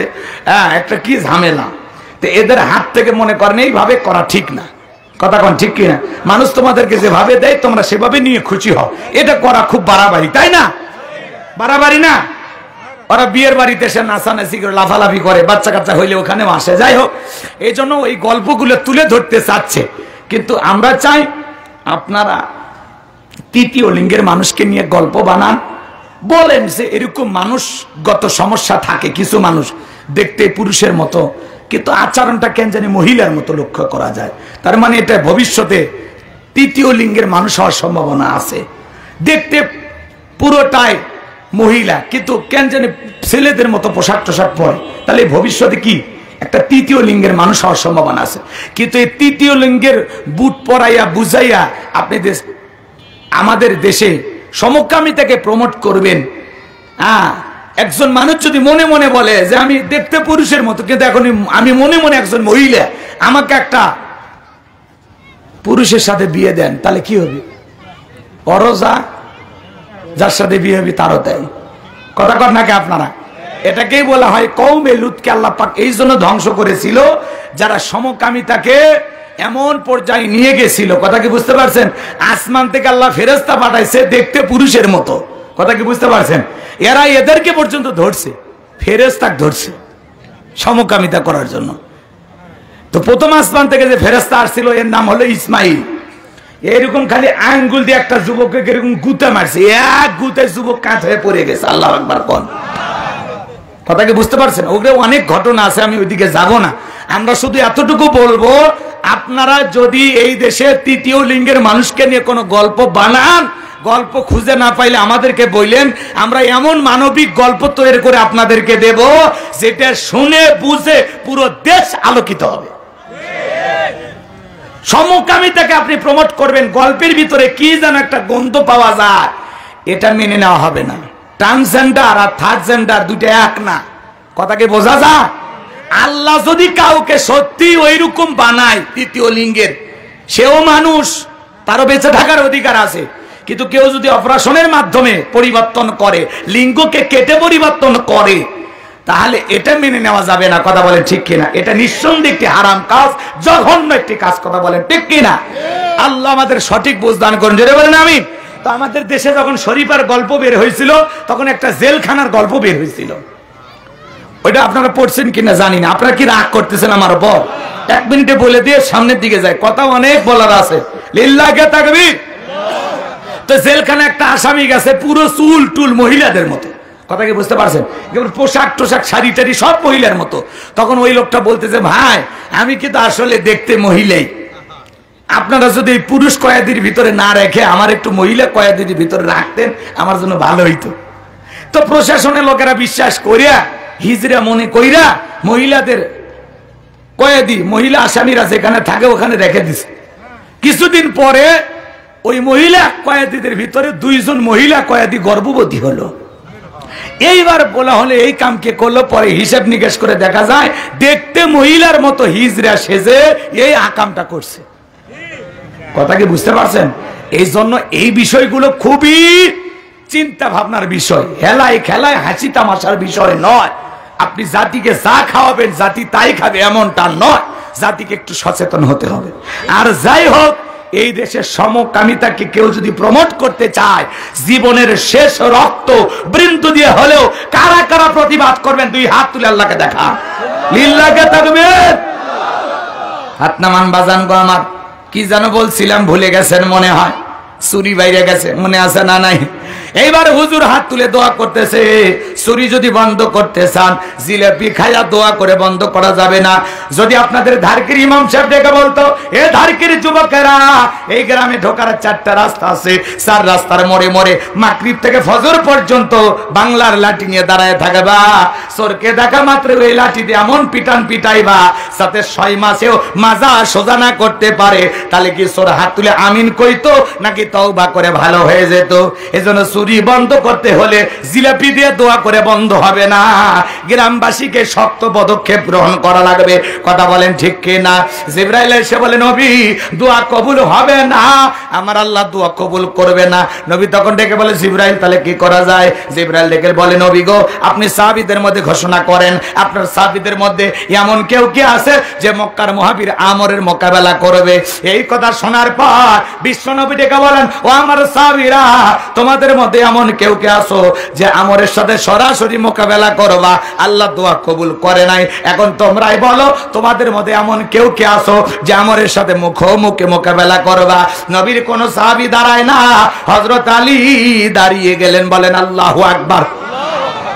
নবী ডেকে বলে, আলী রে, তুমি ছোট মানুষ না বুঝে কেন দাঁড়াইছো? তুমি কি জানো এই মক্কার মহাবীর আমর এক বেলা খাবার খাই 21 কেজি, 3.5 মণ ওজনের তরবারি নিয়ে যুদ্ধ করে, এত বড় বীরের সামনে তুমি কেমনে যাইবা? তুমি বসো। হযরত আলী বসে বললেন। নবীজি দ্বিতীয়বার বললেন, আবারও হযরত আলী দাঁড়াইছেন। নবীজি যখন দ্বিতীয়বার বললেন, ও আমার সাহাবীরা, এমন কেউ কে আছো যে আমরের মোকাবেলা করবা? আবারও হযরত আলী দাঁড়িয়ে গেছেন। নবী তখন 2টা হাত বাড়া বলেন, আলী রে, আয় আয় আমার বুকের ভিতরে আয়। এই কথা বলে নবী আলীকে বুকের সঙ্গে জড়ায় নিলেন। আর ডেকে বলে, আলী রে, এত বড় বীরের সামনে যাইতে চাস? তোর কি একটু ভয় লাগে না? হযরত আলী ডেকে বলেন, নবী গো, আমার ভিতরের ঈমান বলতেছে আপনি শুধু আমাকে দোয়া করে ছেড়ে দেন, ওই মক্কার মহাবীর আমর আপনার চেহারা দেখার আগেই জমিন থেকে বিদায় করে দেব। বলেন আল্লাহু আকবার। ঈমানের একটা পাওয়ার স্পিরিট থাকার দরকার আছে না নাই? যে ঈমান প্রয়োজনে জ্বলে ওঠে না, যে ঈমান সত্য ন্যায়ের কথা বলে না, যে ঈমান অন্তরে নাই, যে ঈমান অন্তরে নাই, মুখে ফোটায় কথার কলি, কিভাবে তারে বলো ঈমান বলি, কিভাবে তারে বলো ঈমান বলি। যে ঈমান প্রয়োজনে জ্বলে ওঠে না, যে ঈমান সত্য ন্যায়ের কথা বলে না। কথা বলে ঠিক কি না? শোনেন আমার ভাইয়েরা, গভীর মনোযোগ দিয়ে শোনেন। আমার নবী তখন ডেকে বলে, ওসমান, তোমার বাড়িতে কি তরবারি আছে? হযরত ওসমান ডেকে বলে, নবী গো, আমার বাড়িতে তরবারি আছে 27 ইঞ্চি লম্বা। হযরত ওসমান তরবারি এনে দিলেন। বিশ্বনবী হযরত আলীর হাতে তরবারি ধরায় দিলেন। হযরত আলী তরবারি পায়ে মারছে দৌড়। আমার নবী ডেকে বলে, আলী রে, এত জোরে কেন দৌড় মারো? ডেকে বলে, নবী আপনার মাথা নেওয়ার ঘোষণা করে অনেক আগে রওনা করেছে, আমি চাই আপনার চেহারা দেখার আগে জমিন থেকে বিদায় করে দেব। বলেন আল্লাহু আকবার। এই কথা বলে হযরত আলী দৌড়াইতে দৌড়াইতে দৌড়াইতে আমরের মুখোমুখি হয়ে গেছে। এই বাজান গো আমার, যখন আমরের মুখোমুখি হয়ে গেছে, আমর ডেকে বলে, কিরে পিচ্চি আলী, তুই কেন আমার সামনে? হযরত আলী বলে, পিচ্চি না কি পরে বুঝাইতেছে। বলেন আল্লাহু আকবার। কথায় আছে ছোট মরিচের ঝাল বেশি। এই কথা বলে হযরত আলী তরবারিটা উঁচু করে দাগ টানতেছেন। দাগ টানা বোঝেন তো? কথা কানে ডাক্তার না বোঝেন না? একটা দোয়া পড়তেছেন আর দাগ টানতেছেন। এই দোয়া পরে বাড়ির চতুর্দিকে যদি পানি ছিটায় দিতে পারেন অথবা ফু দিতে পারেন, বড় বড় দুর্ঘটনার হাত থেকে আল্লাহ আপনার পরিবারের সবাইকে হেফাজত করবেন। বলেন আল্লাহু আকবার। হযরত আলী এবার দোয়াটা কি শুনবেন? শুনবেন? শোনেন শোনেন। হযরত আলী এবার দোয়া পড়তেছেন আর দাগ টানতেছেন। দাগ টানা, এরকম দাগটা টানার পর তরবারিটা উঁচু করে ডেকে বলে, এ কাফেরের বেটা, তোর যদি সাহস থাকে দাগটা পার হইয়া রাসূলের কাল্লা নিতে যায়, আয় আয় আয়। আল্লাহু আকবার বলে। হযরত আলী তরবারটা উঁচু করে কি বলতেছে, এই কাফেরের বেটা, তোর যদি সাহস থাকে খালি দাগটা পার হইয়া রাসূলের কাল্লা নিতে যায়, আয় আয় খেলা হবে, আয় আয়। আল্লাহু আকবার বলেন। বাড়িতে ঢুকছে চোর, বাড়িওয়ালা হলো ল্যাংড়া, দুইটা পাই নাই, কিছু না পারুক যদি টের পাই বাড়িওয়ালা যে চোর ঢুকছে, জবানে তো আর ল্যাংড়া হয়নি, জবান দিয়ে একটা আওয়াজ দেয়, কে রে, চোর থাকবি না ভাগে দৌড় মারবি, একটা আওয়াজে অনেক কিছু ঘটে, কথা বলেন ঠিক কিনা। হযরত আলী খালি বলছে, খালি দাগটা পার হয়ে দেখায়, এই কাফেরের বেটা, তোর যদি সাহস থাকে দাগটা পার হয়ে দেখায়, আয় খেলা হবে, আয়। আল্লাহু আকবার বলেন। হযরত আলী আর আমর বাজা বাজা ভাব, পুরো ঘটনাটা শুনবেন। কারা কারা হাত তোলেন তো দেখি, লিল্লাহি তাকবীর। হাত নামান বাজান গো, আমার আমি বলতেছি একটু অপেক্ষা করেন। পুরো পৃথিবীতে আল্লাহ তাআলা কয়জন মানুষকে ক্ষমতা দিয়েছিলেন? আরো জোরে বলেন কয়জন? এই 4 জনের মধ্যে 2 জন হলো ইমানদার, 2 জন হলো কাফের। 2 জন ইমানদারের মধ্যে 1 জন হলো পয়গম্বর, নাম হলো সুলাইমান। বলেন আল্লাহু আকবার। নবী সুলাইমান আলাইহিস সালামকে আল্লাহ রাব্বুল আলামিন পুরো পৃথিবীর রাজত্ব পাওয়ার ক্ষমতা দিয়েছিলেন। আল্লাহর পয়গম্বরের ক্ষমতার ইতিহাস যদি বলতে চাই 2 দিন 3 রাত চলে যাবে, তারপর আলোচনা শেষ হবে না, এত লম্বা ইতিহাস, লম্বা ঘটনা। কিন্তু আজকে টার্গেট আমার নবী সুলাইমান আলাইহিস সালামকে নিয়ে আলোচনা করব না, আমার অন্য আরেকটা টার্গেট আছে, কথা কি বুঝতে পারছেন? আমার একটা লক্ষ্য উদ্দেশ্য আছে, আমি সেইখানে যেতে চাই। তাহলে আল্লাহ রাব্বুল আলামিন পুরো পৃথিবীর ক্ষমতা নবী সুলাইমান আলাইহিস সালামকে দিয়েছিলেন, কথা বলেন ঠিক কিনা? আল্লাহ নবী সুলাইমান আলাইহিস সালামকে আল্লাহ পাক এমন একটা তক্তের সিংহাসন দিয়েছিলেন, পয়গম্বর যখন এই সিংহাসনে চড়ে সফর করতেন, জনপদের মানুষের খোঁজ খবর নেওয়ার জন্য উড়ে উড়ে যাইতেন, যেই পথ দিয়ে এই সিংহাসনটা উড়ে যাইতো তার নিচে তেলের খনি পাওয়া যাইতো। সিংহাসন যেই দিক দিয়ে যাইতো, নিচে কি পাওয়া যাইতো? তেলের খনি পাওয়া যাইতো, স্বর্ণের খনি পাওয়া যাইতো। ফসলের জমির উপর দিয়ে গেলে ফসল বৃদ্ধি পাইতো। আল্লাহু আকবার বলেন। নবী সুলাইমান আলাইহিস সালাম তিনিও নেতা, যেই দিক দিয়ে যাইতেন তার সিংহাসন নিয়ে সেই জায়গায় তেলের খনি, স্বর্ণের খনি, ফসলে বরকত। এখন পৃথিবীতে যেই নেতারা যেই দিক দিয়ে যায় ওই দিক দিয়ে রহমত না গজব? কথা কয় না, কথা কি বুঝতে পারছেন? সামনের দিকে যাইবা যান, মন খারাপ করবেন না। এই যে আমার পূর্বে একজন আলোচনা করলেন, বাদশাহ হারুন রশিদের কথা বলেছিলেন, সেখান থেকে আমি বাদশাহ হারুন রশিদ থেকে একটা ছোট্ট কথা মনে পড়ে গেছে, বলবো রাগদান করে না, বলবো। বাদশাহ হারুন রশিদ তিনি নির্ধারিত সময় প্রত্যেকটা মানুষের ঘরে ঘরে একটু বয়স্ক মানুষের জন্য আটা বরাদ্দ রেখেছিলেন। একটা মানুষের যে পরিমাণে আটা খাইতে লাগতো প্রত্যেক মাসের শুরুতে সেই পরিমাণে আটা জনগণের বাড়িতে বাদশাহ হারুন রশিদের লোকেরা পৌঁছায় দিত। আল্লাহু আকবার। আমাদের দেশে যেরকম বয়স্ক ভাতা, বিধবা ভাতা, প্রতিবন্ধী ভাতা, এই যে মাননীয় প্রধানমন্ত্রী সহ এই দেশের রাষ্ট্রপ্রধান যারা আছে, এই যে দায়িত্বগুলো নিয়েছেন, আলহামদুলিল্লাহ খুব যুগ উপযোগী পদক্ষেপ। এই যে একটি খামার একটি বাড়ি, এই যে পদক্ষেপগুলো নিয়েছেন, আলহামদুলিল্লাহ বলেন। ভালো কাজ করলে প্রশংসা করা লাগবে, কথা বলেন ঠিক কিনা? এই যে দেশের 564টা মডেল মসজিদ হচ্ছে, আলহামদুলিল্লাহ। কথা কয় না, কথা খুশি না আপনারা? বঙ্গবন্ধু শেখ মুজিবুর রহমান ইসলামিক ফাউন্ডেশন গঠন করে গেছেন। এই যে ভালো ভালো কিছু কাজ, তাদের ঈশ্বর চাচা মরে গেছে, তারপরে এই যে রবিবারের ছুটি চাচা শুক্রবার করে দিয়ে গেছে। চাচা যখন ক্ষমতায় ছিল মসজিদ মাদ্রাসার বিদ্যুৎ বিল মওকুফ করে দিয়েছিল। এই যে চাচার যে ভালো গুণ, কথা কয় না, চাচার না একটু বউ বেশি ছিল, এই নাকি কন, কথা কন, বউ বেশি হওয়া ভালো, খারাপ না। যার বউ বেশি তার চরিত্র ভালো, মানুষ উল্টো তারে বলে, তারে নিয়ে বদনাম করে, কথা কয় না। যার বউ বেশি সে তার চরিত্রটাকে কন্ট্রোল করার জন্য তো বিয়ে করেছে, কথা কন না। হ্যাঁ, আর আপনি বউ রেখে যে ওই যে হোটেলে যান, পতিতালয়ে যান, বিদেশে যান, ওইটা কি?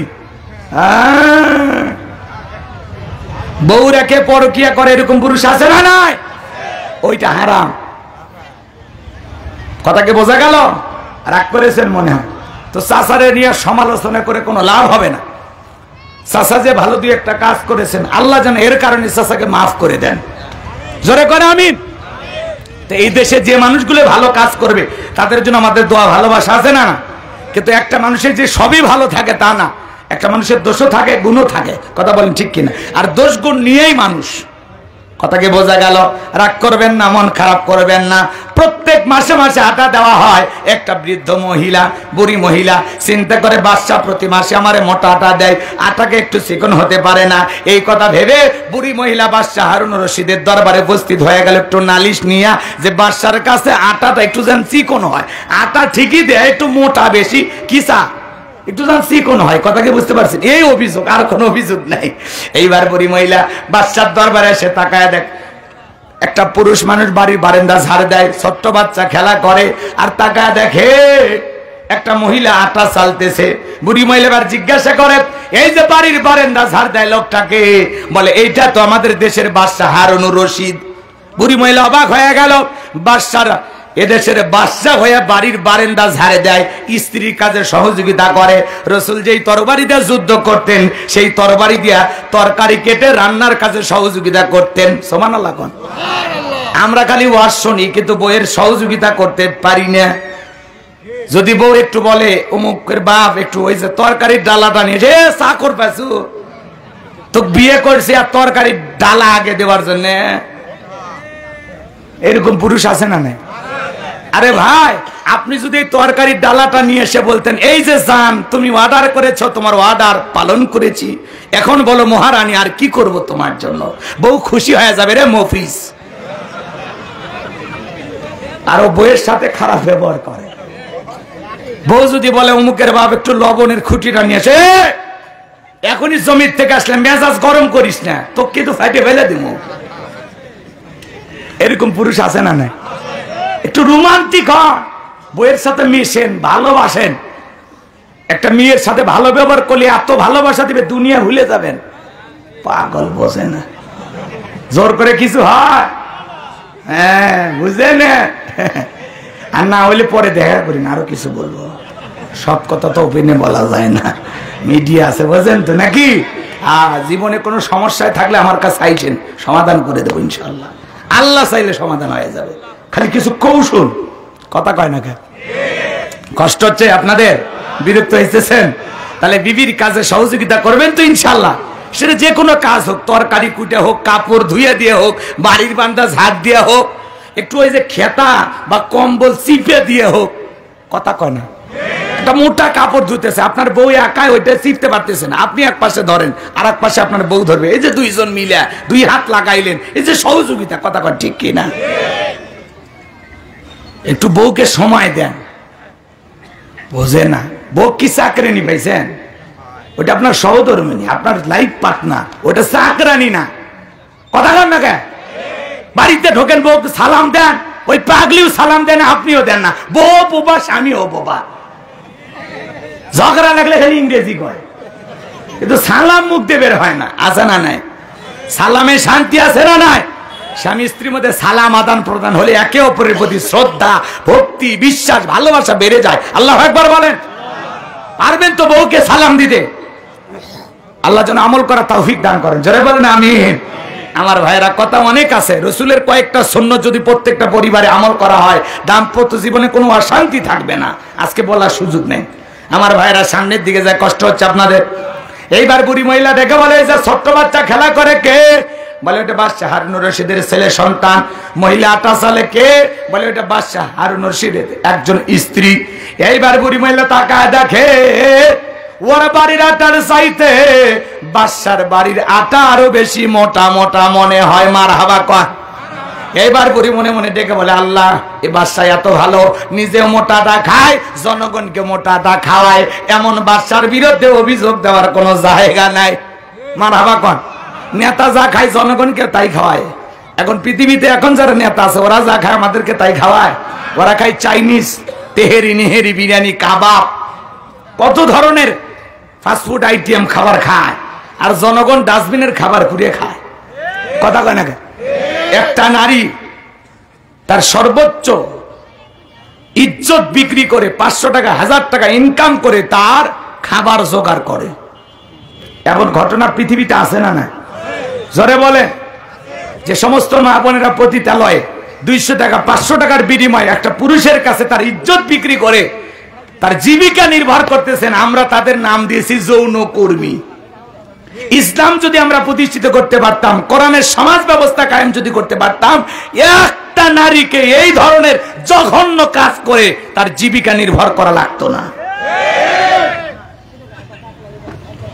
আজকে যদি বাংলাদেশে ঘোষণা করা হয় যে সমস্ত মা বোনরা পতিতালয়ে আছে, এদেরকে যে সমস্ত যুবকেরা বিবাহ করবে, সুন্দর জীবন দিবে, রাষ্ট্র তাদেরকে একটা 10 শতক জমির উপরে বাড়ি বানায় দিবে 5 তলা, আর নগদ 10 লাখ টাকা দেবে, একটা মোটরসাইকেল কিনে দেবে, ওই ছেলেকে একটা ব্যবসা প্রতিষ্ঠান ধরায় দেবে, ওদিকে মহিলা থাকবি?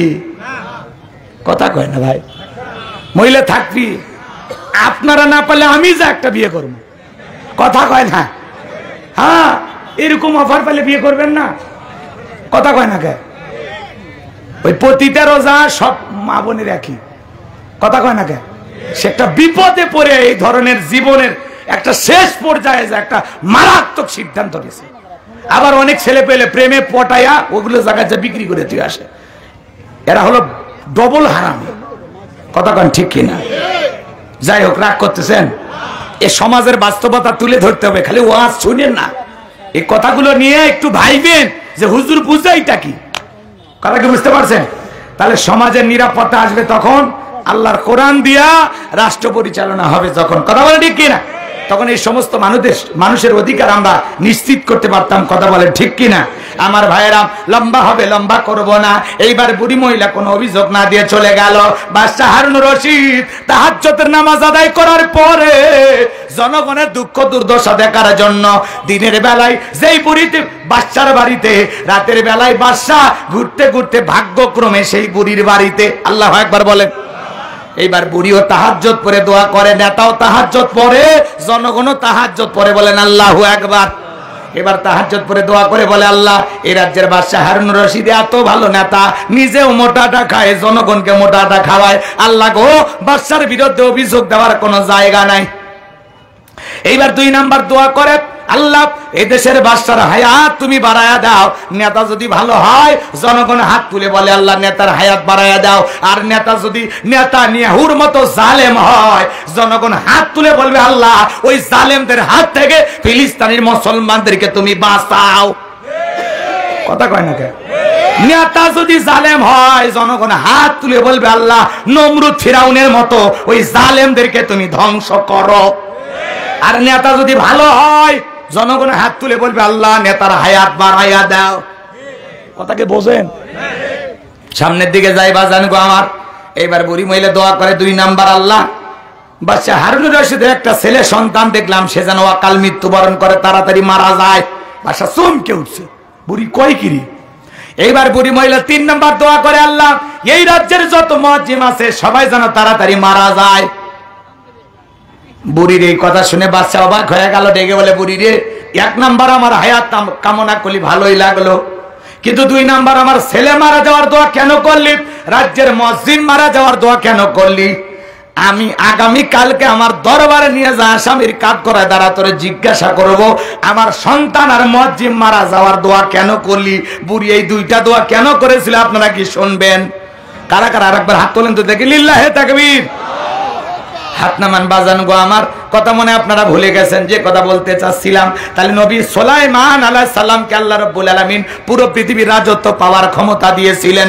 2 নাম্বার ইমানদার বাদশা জুলকারনাইনকে আল্লাহ পাক পুরো পৃথিবীর রাজত্ব পাওয়ার ক্ষমতা দিয়েছিলেন। সূর্য উদয় হইতে সূর্য অস্তগামী পর্যন্ত পুরো পৃথিবীর পাওয়ার রাজত্ব ক্ষমতা আল্লাহ পাক তাদেরকে দিয়েছিলেন। বলেন আল্লাহু আকবার।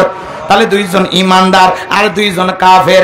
একজনের নাম হলো বাদশা বখতেনাসর। জোরে বলেন কি নাম? জালেম বাদশা বখতেনাসরকে আল্লাহ রাব্বুল আলামিন পাওয়ার রাজত্ব ক্ষমতা দিয়েছিলেন। ওই জামান একজন পয়গাম্বরকে পাঠিয়েছিলেন, সেই নবীর নাম হলো দানিয়েল আলাইহিস সালাম। জোরে বলেন কি নাম? আল্লাহর নবী দানিয়েল আলাইহিস সালাম। লম্বা ইতিহাস লম্বা করব না, সংক্ষিপ্ত করে বলে দিয়ে যায়। কওমের মানুষদেরকে ডেকে বলেন, ইয়া বানি ইসরাঈল আযকুরু নি'মাতিয়াল্লাতী আন'আমতু আলাইকুম ওয়া আন্নী ফাদ্দালতুকুম আলাল আলামিন। আল্লাহ নবী দানিয়েল ডেকে বলে, হে বনি ইসরাইল উম্মতেরা, আল্লাহ তাআলার কৃতজ্ঞতা আদায় করো, প্রশংসা আদায় করো, আল্লাহ তাআলার শুকরিয়া আদায় করো। তোমাদের বাপ দাদা কৃতদাস ছিল, গোলাম ছিল, সেই দাসত্বের জীবন থেকে আল্লাহ পাক স্বাধীন করেছেন, মুক্ত জীবন দিয়েছেন। বিদায় দাম্ভিকতা করো না, অহংকার করো না, সে আল্লাহ রাব্বুল আলামিনের কৃতজ্ঞতা আদায় করো, সে আল্লাহ তাআলার শুকরিয়া আদায় করো, সে আল্লাহর প্রশংসা আদায় করো। পয়গম্বর উম্মতের ডেকে বলে, ও পয়গম্বর, পুরান দিনের গল্প শোনায় লাভ নাই, বাপ দাদা কি করেছিল ওইটা আমরা জানতে চাই না, আমরা ভালো আছি, বেশ আছি, বিদায় এক আল্লাহর ইবাদত করার সুযোগ নাই। আল্লাহ নবী দানিয়েল ডেকে বলে, শোনো, দাম্ভিকতা করো না, গাছের পূজা করো না, মাছের পূজা করো না, চন্দ্রের পূজা করো না, এক আল্লাহর ইবাদত করো। আল্লাহ গোলামীর জীবন থেকে একটা সুন্দর জীবন, স্বাধীন জীবন তোমাদেরকে উপহার দিয়েছে, বিদায় আল্লাহ তাআলার শুকরিয়া আদায় করো, আল্লাহর গোলামি করো, আল্লাহর ইবাদত করো। কোনো মতেই তারা পয়গম্বরের কথাকে কর্ণপাত করলো না।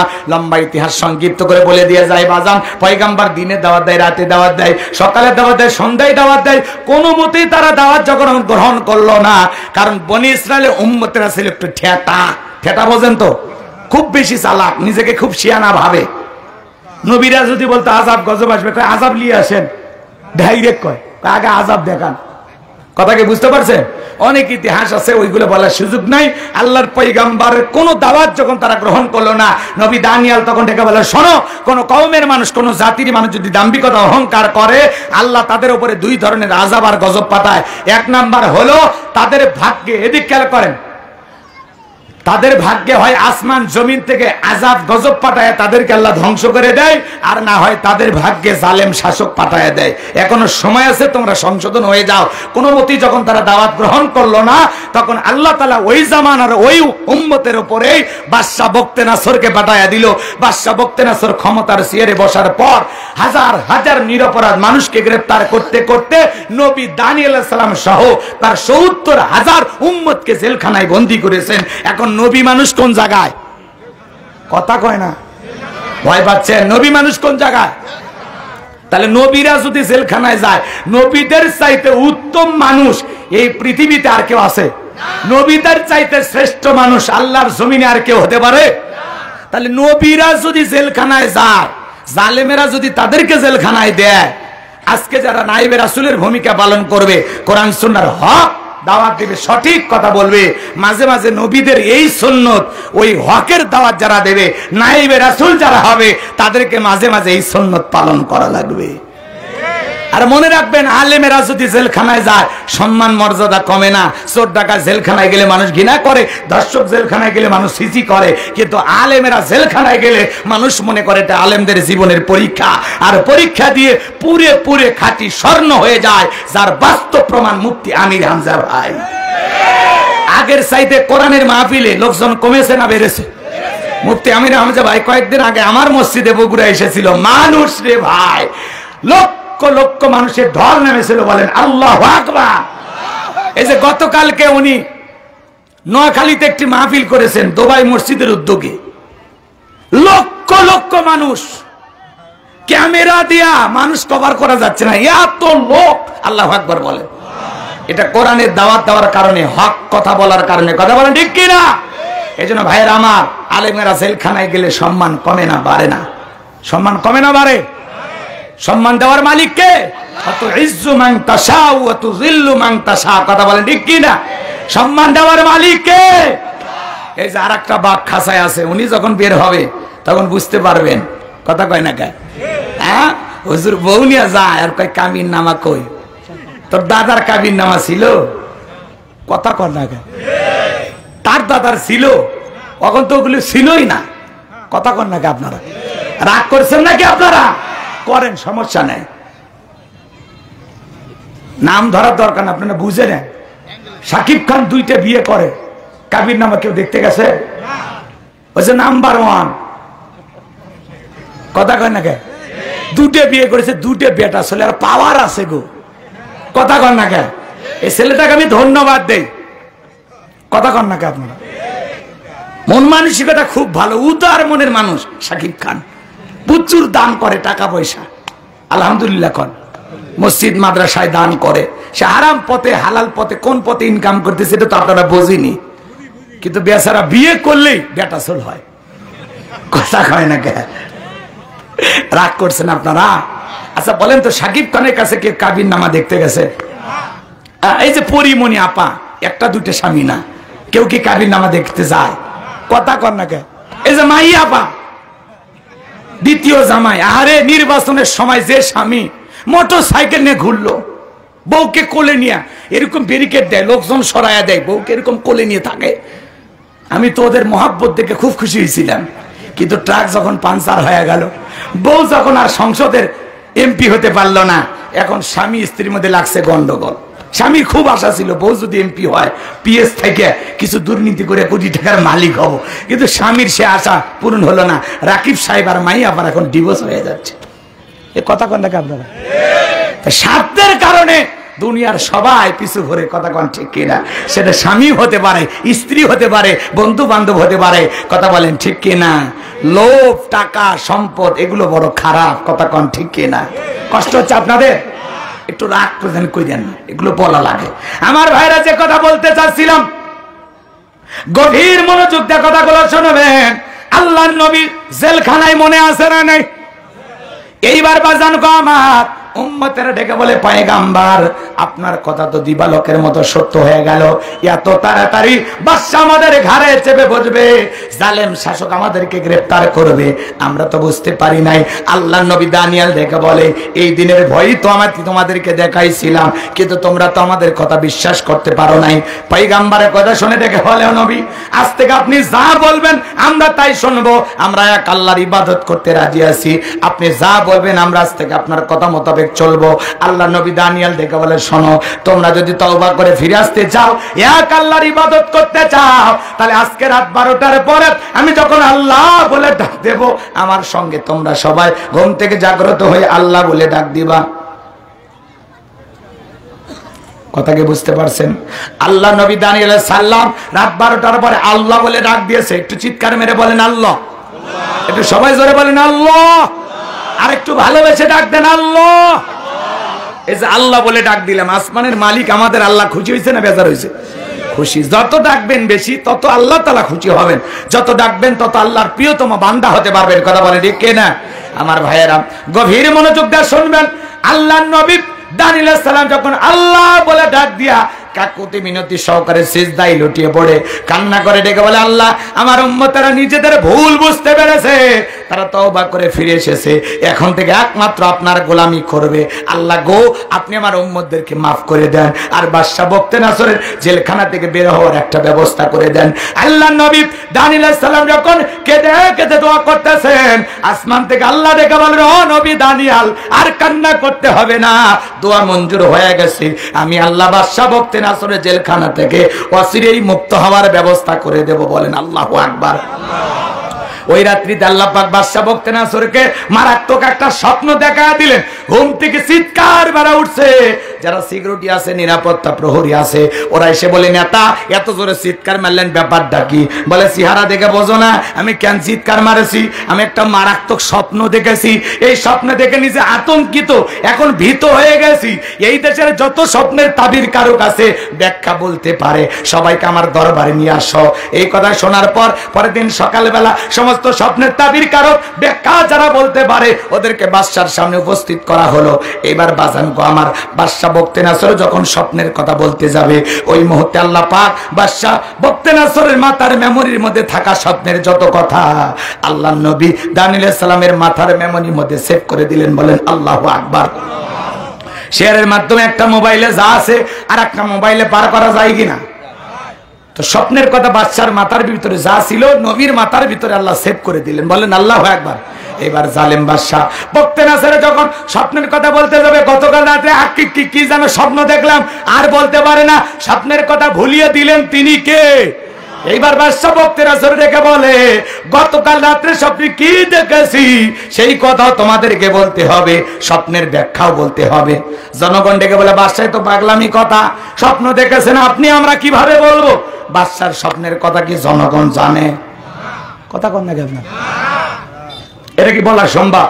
আরে বাদশা তো বাদ দেন, স্বামী স্ত্রী আপনারা একই খাটে ঘুমান, আপনার বউ স্বপ্নে কি দেখে আপনি বলতে পারেন?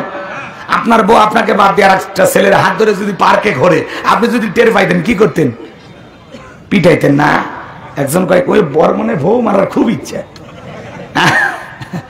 আবার আপনি স্বপ্নে কি দেখেন আপনার বউ জানে না। মাঝে মাঝে স্বপ্নে দেখেন সাপ তাড়া করছে, ঘুম থেকে উঠে কি সাপ পাওয়া যায়? কথা বলেন ভাই, পাওয়া যায়? পাওয়া যায় না।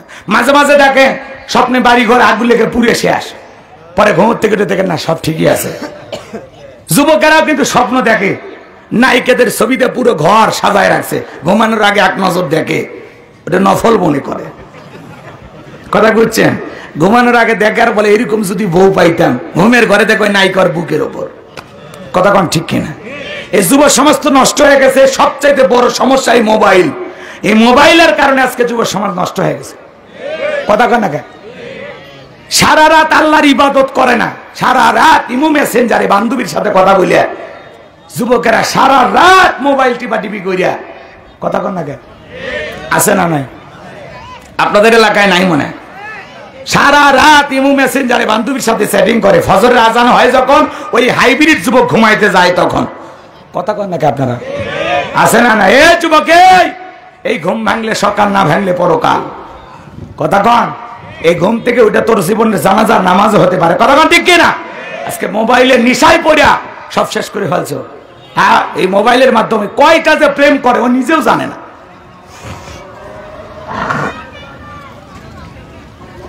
বাপ ফোন দিলে মেজাজ গরম করে, মা ফোন দিলে মেজাজ গরম করে, বান্ধবী ফোন দিলে খুশি হয়। এরকম যুবক আছে না নাই? আল্লাহ যুবকদেরকে হেদায়েত দান করেন। জোরে বলেন আমিন।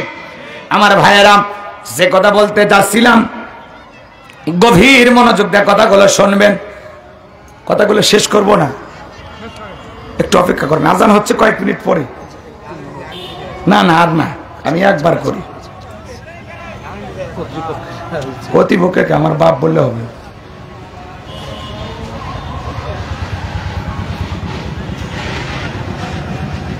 তাহলে আর একটা বক্তা তুলে দেওয়া লাগবে।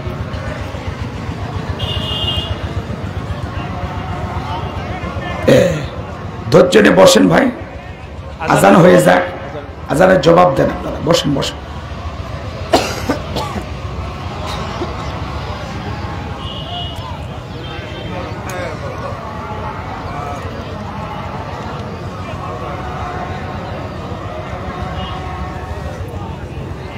এই বলে 5টায় নামাজ পড়বে না, 4:30 বাজে। বসেন, আর 20 মিনিট হলে হয়ে যাবে। বসেন।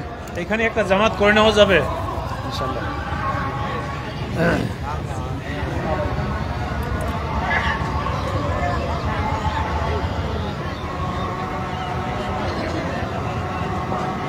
আমরা এখানে জামাত করবো, আমরা এখানে একটু সময় দেন, ওদের বয়স শেষ করে দিবে, আপনারা থাকেন একটু, এখানে জামাত করবো আমরা।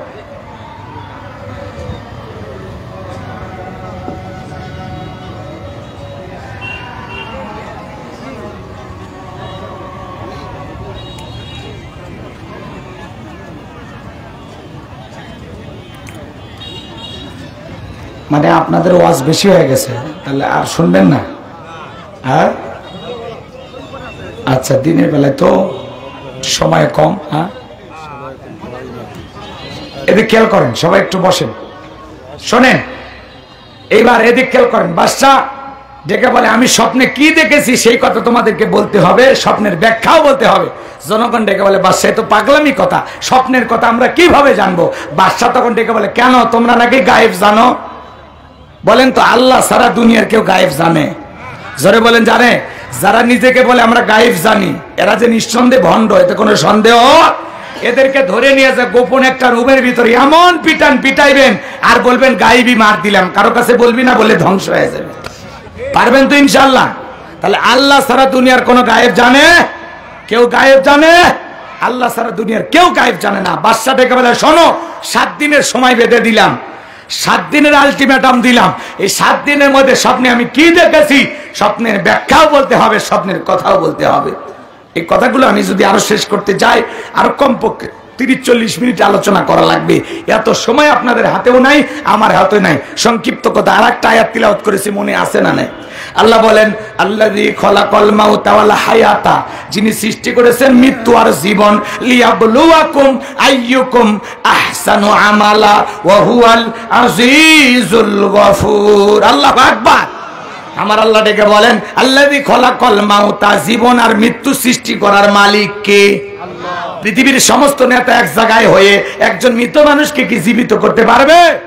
তাহলে আল্লাহ বলেন আল্লাযী খলাকাল মাউতা ওয়াল হায়াতা, যিনি সৃষ্টি করেছেন মৃত্যু আর জীবন, লিয়াবলুয়াকুম আইয়ুকুম আহসানু আমালা, আমি আল্লাহ পরীক্ষা করে দেখব আমলের দিক দিয়ে কার আমল কত বেশি ভালো। যার আমল ভালো তার আখিরাত ভালো, যার আমল ভালো তার পরকাল ভালো। কথা বলে ঠিক কিনা? আল্লাহ বলেন আমি পরীক্ষা করে দেখব আমলের দিক দিয়ে কার আমল কত বেশি উত্তম, কার আমল কত বেশি সুন্দর। মূলত এই দুনিয়ার জমিনে আসার একমাত্র কারণ হলো নেক আমল করা, আল্লাহর গোলামি করা, আল্লাহর ইবাদতে জীবনটা কাটানো। কথা কয় না কে? রাগ করেছেন আপনারা? করেন, সমস্যা নাই। এদিক খেয়াল করেন, আল্লাযী খলাকাল মাউতা ওয়াল হায়াতা, যিনি সৃষ্টি করেছেন মৃত্যু আর জীবন। আল্লাহ পাক সর্বপ্রথম মৃত্যুর কথা কেন বলেন? কারণ আছে না নাই? এই দুনিয়াতে আসার একটা সিরিয়াল আছে, যাওয়ার কিন্তু কোনো সিরিয়াল নাই। দাদা আসছে, দাদার পরে বাবা আসছে, বাবার পরে আমি আসলাম, আমার পরে আমার সন্তানেরা আসছে, কিন্তু যাওয়ার বেলায় দাদার আগে নাতি চলে যায়। কথা কয় না কে? বাবার আগে ছেলেটা চলে যায়, বাবার কাঁধে সন্তানের লাশ। এটা হলো দুনিয়ার সবচেয়ে ভারী বোঝা। কথা বলেন ঠিক কিনা? এ বাজার 9 মাস 10 মাস আগে একটা সন্তান জন্ম নিবে, এই দুনিয়ার জমিনে আসবে। 9 মাস আগে 10 মাস আগে জানা যায় আসার খবর, কিন্তু যাওয়ার বেলায় 9 সেকেন্ড আগেও বলা যায় না কার কখনো কোথায় মৃত্যু হবে। কথা বলেন ঠিক কিনা? এজন্য আল্লাহ বলেন কুল্লু নাফসিন যায়িকাতুল মাউত, প্রত্যেক প্রাণীকেই মৃত্যুর স্বাদ গ্রহণ করা লাগবে। এই মৃত্যুর স্বাদ হলো 2 প্রকারের, মিষ্টি খেলে মিঠা লাগে, নিম পাতা খাইলে তিতা লাগে। যারা ঈমানদার তারা মৃত্যুবরণ করবে। মায়ের কোলে দুধ পান করতে করতে শিশুটা যেমন ঘুমের মধ্যে চলে যায়, ঈমানদারেরা তেমনি ভাবে মৃত্যুবরণ করবে, টেরও পাবে না। বলেন সুবহানাল্লাহ। কিন্তু যারা অবাধ্য গোলাম, আল্লাহর নাফরমান বান্দা, যারা মনে করে খাও দাও ফুর্তি করো, দুনিয়াটা মস্ত বড়, আমোদ প্রমোদে মেতেছিল, এবার যান তাদের যখন মৃত্যু হবে, যারা পাপাচার গুনাহগার আল্লাহর অবাধ্য গোলাম, দেখেন না মৃত্যুর সময় চোখগুলো বড় বড় করে, পেশাব পায়খানা করে দেয়। মৃত্যুর 6 মাস আগে জবানটা বন্ধ হয়ে যায়, সন্তানরা শরবত বানাইয়া চামচ দিয়া মুখের ভিতরে দেয়, গালসি বেয়ে বেয়ে পড়ে যায়, খাওয়ার শক্তি থাকে না। মৃত্যুর আগে গালি দিতে দিতে মারা যায়। কথা বলেন ঠিক কিনা? মৃত্যুর যন্ত্রণা বড় কঠিন। আজ হোক কাল হোক আপনাকে আমাকে মৃত্যুবরণ করা লাগবে। মৃত্যু থেকে পালানোর কোন রাস্তা খোলা নাই। আইনামা তাকুনু ইদরিকুমুল মাউতু ওয়ালাউ কুনতুম ফি বুরুজিম মুশাইয়াদা, যেখানে থাকো, যে অবস্থায় থাকো, মৃত্যু তোমাদেরকে ধরবেই। মৃত্যু থেকে পালানোর কোন রাস্তা খোলা নাই। যুবক রে, সবাইকে মৃত্যুবরণ করা লাগবে। ওই জীবনের শেষ ঠিকানা কবরে যেতে হবে। কথা বলেন ঠিক কিনা? আমার ভাইয়েরা, আল্লাহ নবী ইদ্রিস আলাইহিস সালামকে জিজ্ঞাসা করা হয়েছিল, ও আল্লাহ নবী ইদ্রিস, আপনার কাছে মৃত্যুর যন্ত্রণা কেমন মনে হয়েছিল? আল্লাহ নবী ইদ্রিস আলাইহিস সালাম ডেকে বলেন, জ্যান্ত ছাগলের গা থেকে চামড়া খসাইলে ওই ছাগলের যেমন কষ্ট হয়, আমার কাছে মৃত্যুর যন্ত্রণা তেমনি কষ্টকর মনে হয়েছিল। মৃত্যুর যন্ত্রণা কত কঠিন জানেন? বিশ্বনবী যখন ইন্তেকালের সময় উপস্থিত হয়েছিল, আমার ভাইয়েরা, নবীজি বিদায় নেবেন, এই কথা শুনে হযরতে ফাতেমা জোরে কান্নাকাটি করেন। নবীজি ডেকে বলে, মা ফাতেমা, তোর চোখের পানি আমি সহ্য করতে পারি না রে, মামার কাছে আয়। হযরতে ফাতেমা যখন নবীজির কাছে আসলেন, নবীজি কানে কানে কি যেন বললেন, হযরতে ফাতেমার কান্না বন্ধ হয়ে গেল। আম্মা জান আয়েশা ডেকে বলেন, ও আমার মেয়ে, তোমার আব্বা জান কি এমন কথা বলেছে যার কারণে তোমার কান্না বন্ধ হয়ে গেল? হযরতে ফাতেমা ডেকে বলেন, মা, আমার বাবা আমাকে বলেছেন বাবার ইন্তিকালের পরে সর্বপ্রথম বাবার সাথে আমার সাক্ষাৎ হবে। বলেন আল্লাহু আকবার। আমি বুঝে ফেলেছি মা, বাবার পরে দুনিয়ার জমিনে বেশি দিন আমাকে থাকতে হবে না। হযরত ফাতেমার কান্না বন্ধ হয়ে গেল। নবীজি আমার তখন কিছুটা সুস্থতা বোধ করতেছেন। দরজায় দাঁড়িয়ে আছেন জিবরাইল, নবীকে সালাম দিলেন, আসসালামু আলাইকুম ইয়া রাসূলুল্লাহ, ইয়া হাবিবাল্লাহ। হুজুর, নবী গো, আপনার অনুমতির অপেক্ষায় দাঁড়িয়ে আছি। তবে আসমান থেকে আজকে আমি একা আসি নাই, আমার সাথে আরেকজন ফেরেশতা এসেছেন, যার নাম হলো মালাকুল মউত। যেই ফেরেশতা দুনিয়ার কারো বাড়িতে ঢোকার পারমিশনের অপেক্ষায় দাঁড়িয়ে থাকে না, ও নবী, আপনার হুকুমের অপেক্ষায়, আপনার অনুমতির অপেক্ষায় আমরা দাঁড়িয়ে আছি। নবীজি বলে, মা ফাতেমা দরজা খুলে দাও। হযরত ফাতেমা দরজা খুলে দিলেন। জিবরাইল আর আজরাইল ভিতরে প্রবেশ করলেন। আজরাইল প্রবেশ করার পর নবীজিকে সালাম দিলেন, আসসালামু আলাইকুম ইয়া রাসূলুল্লাহ ইয়া হাবিবাল্লাহ। হুজুর নবী গো, আপনি অনুমতি দিলে আপনার জানটা কবজ করব, আর অনুমতি না দিলে আপনার জানটা কবজ করব না। আমার আল্লাহ বলেছেন জিবরাইল, আমার আল্লাহ বলেছেন আজরাইল রে, আমার বন্ধু যদি ওয়াদার দেয় তাহলে বন্ধুর জানটা কবজ করবা, আমার বন্ধু যদি অনুমতি না দেয় রে আজরাইল, এক সেকেন্ড দেরি করবি না, আমার বন্ধুর যতদিন মনে চায় ততদিন আমার নবী দুনিয়ায় থাকবে। মালাকুল মউত ডেকে বলে, নবী এখন আপনি যা বলবেন আমি তাই করব। আমার নবী ডেকে বলে, মালাকুল মউত এরপরে কি আর কোনোদিন আসবা না? বলে, অবশ্যই, আল্লাহ যেদিন ওয়াদার দিবেন আবারও সেদিন আসবো। আমার নবী ডেকে বলে, মালাকুল মউত আর আসতে হবে না, তুমি তোমার দায়িত্ব পালন করতে পারো। নবীজি যখন অনুমতি দিলেন, আমার ভাইয়েরা, নবীজি আমার শুয়ে আছেন, নবীজির বুকের উপরে মালাকুল মউত যখন রুহুটা বের করার জন্য, নবীজির জানটা কবজ করার জন্য দুইটা হাত নবীজির বুকের উপরে রেখে দিয়েছেন। আমার নবী ডেকে বলে, মালাকুল মউত রে, তাড়াতাড়ি হাত দুইটা নামায় নাও, আমি সহ্য করতে পারি না। মালাকুল মউত হাত নামায় দিলেন। আমার নবী ডেকে বলে, মালাকুল মউত রে, এই যদি হয় মৃত্যুর যন্ত্রণা, আমার উম্মতেরা সহ্য করতে পারবে না। যে নবী মৃত্যুর আগেও উম্মতের কথা বলে না, এমন নবীর উম্মত হওয়াতে খুশি না বেজার? আমার ভাইয়েরা, আমার নবী ডেকে বলে, মালাকুল মউত আমারে কথা দাও, আমার উম্মতকে তুমি মৃত্যুর সময় কষ্ট দিবা না। মালাকুল মউত ডেকে বলেন, নবী, ও নবী, আমি ওয়াদা দিলাম আপনার উম্মতের মধ্যে যারা আপনার আদর্শ মোতাবেক চলবে, আল্লাহর বিধান মোতাবেক চলবে, নবী গো, যারা আমলের দ্বারা নেককার হবে, খাঁটি মুমিন মুত্তাকি হবে, তাদের রুহটা বের করার সময় আমি ইহসান করব। তাদের যেন মৃত্যুর সময় কম যন্ত্রণা হয়, কম কষ্ট হয়। আমি আপনাকে ওয়াদা দিলাম নবী গো, আপনার উম্মতের জানটা বের করার সময় তাদের প্রতি আমি ইহসান করব। বলেন আল্লাহু আকবার। আমার ভাইরা, দ্বিতীয়বার যখন অনুমতি দিলেন, এবার দ্বিতীয়বার যখন হাতটা রেখে দিয়েছেন, আমার নবী চোখের পানি ছেড়ে দিয়ে কাঁদে, আর দেখে বলে, মালাকুল মউত রে, তাড়াতাড়ি হাত নামায় নে, আমি নবী আর সহ্য করতে পারি না। আমার ভাইয়েরা, এইবার যখন হাত নামায় নিয়েছেন, আমার নবী ডেকে বলে, মালাকুল মউত আমার কাছে মনে হয় পাহাড় আমার বুকের উপরে চেপে ধরা হয়েছে। মৃত্যুর যন্ত্রণা যদি নবীর কাছে এমন মনে হয়, আপনার আমার মৃত্যুর যন্ত্রণা কত কঠিন হতে পারে। যুবক রে, আমোদ প্রমোদে মেতে আসো, কি মনে করছো মরবা না? আজ হোক কাল হোক তোমাকে আমাকে মৃত্যুবরণ করতে হবে। তোমার মতো কত যুবক এসএসসি পরীক্ষা দিয়েছে, দাখিল পরীক্ষা দিয়েছে, রেজাল্টটা বের হওয়ার আগে মারা গেল। তোমার মতো কত যুবক সকালবেলা মোটরসাইকেল নিয়ে বের হয়ে গেল, সেলফি তুলে বলে, দোস্তরা বাবার হাতের দেওয়া বাইক খুব ভালোভাবে চালাইতেছি, সন্ধ্যাবেলায় ট্রাকের নিচে যায় লাশ হয়ে বাড়িতে ফিরে আসলো। তোমার মতো কত যুবক পিকনিক করতে গিয়ে মারা গেল। যুবক রে, আজ হোক কাল হোক তোমাকে আমাকে মৃত্যুবরণ করতে হবে।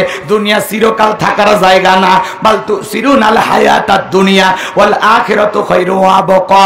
তোমরা দুনিয়ার জীবনকে প্রাধান্য দিচ্ছ, অথচ আখিরাতের জিন্দেগিগুলো চিরস্থায়ী।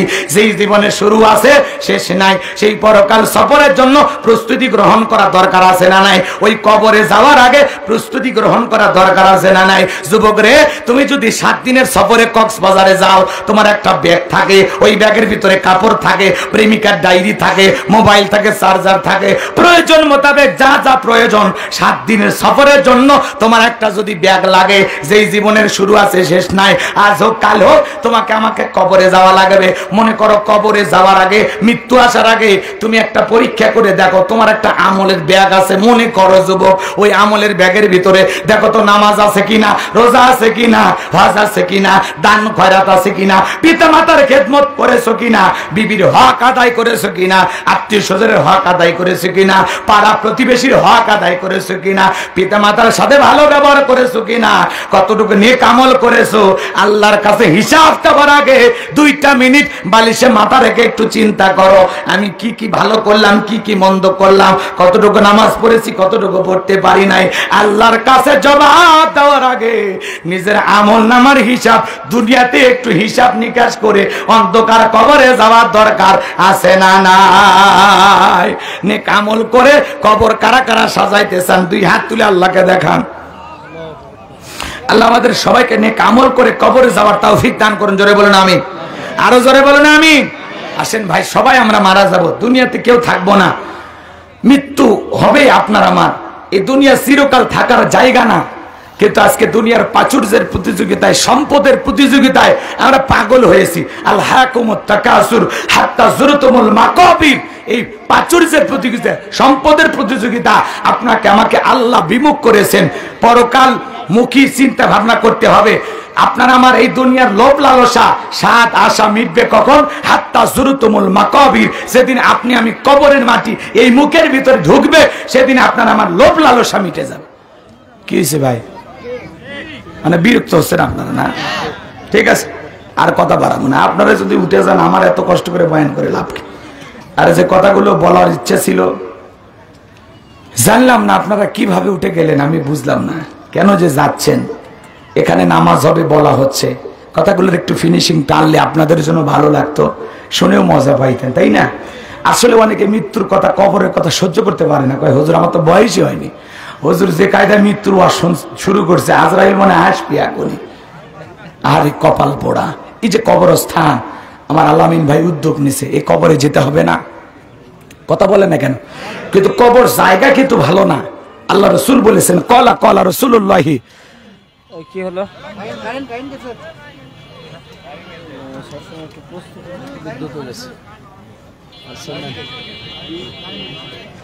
তাহলে বিদ্যুৎ আর আনার দরকার নাই, দোয়া করবো। আল্লাহুম্মা আমিন। রব্বানা যালামনা আনফুসানা ওয়া ইল্লাম তাগফির লানা ওয়া তারহামনা লানাকুনান্না মিনাল খাসিরিন। রব্বানা লা তুযিগ কুলুবানা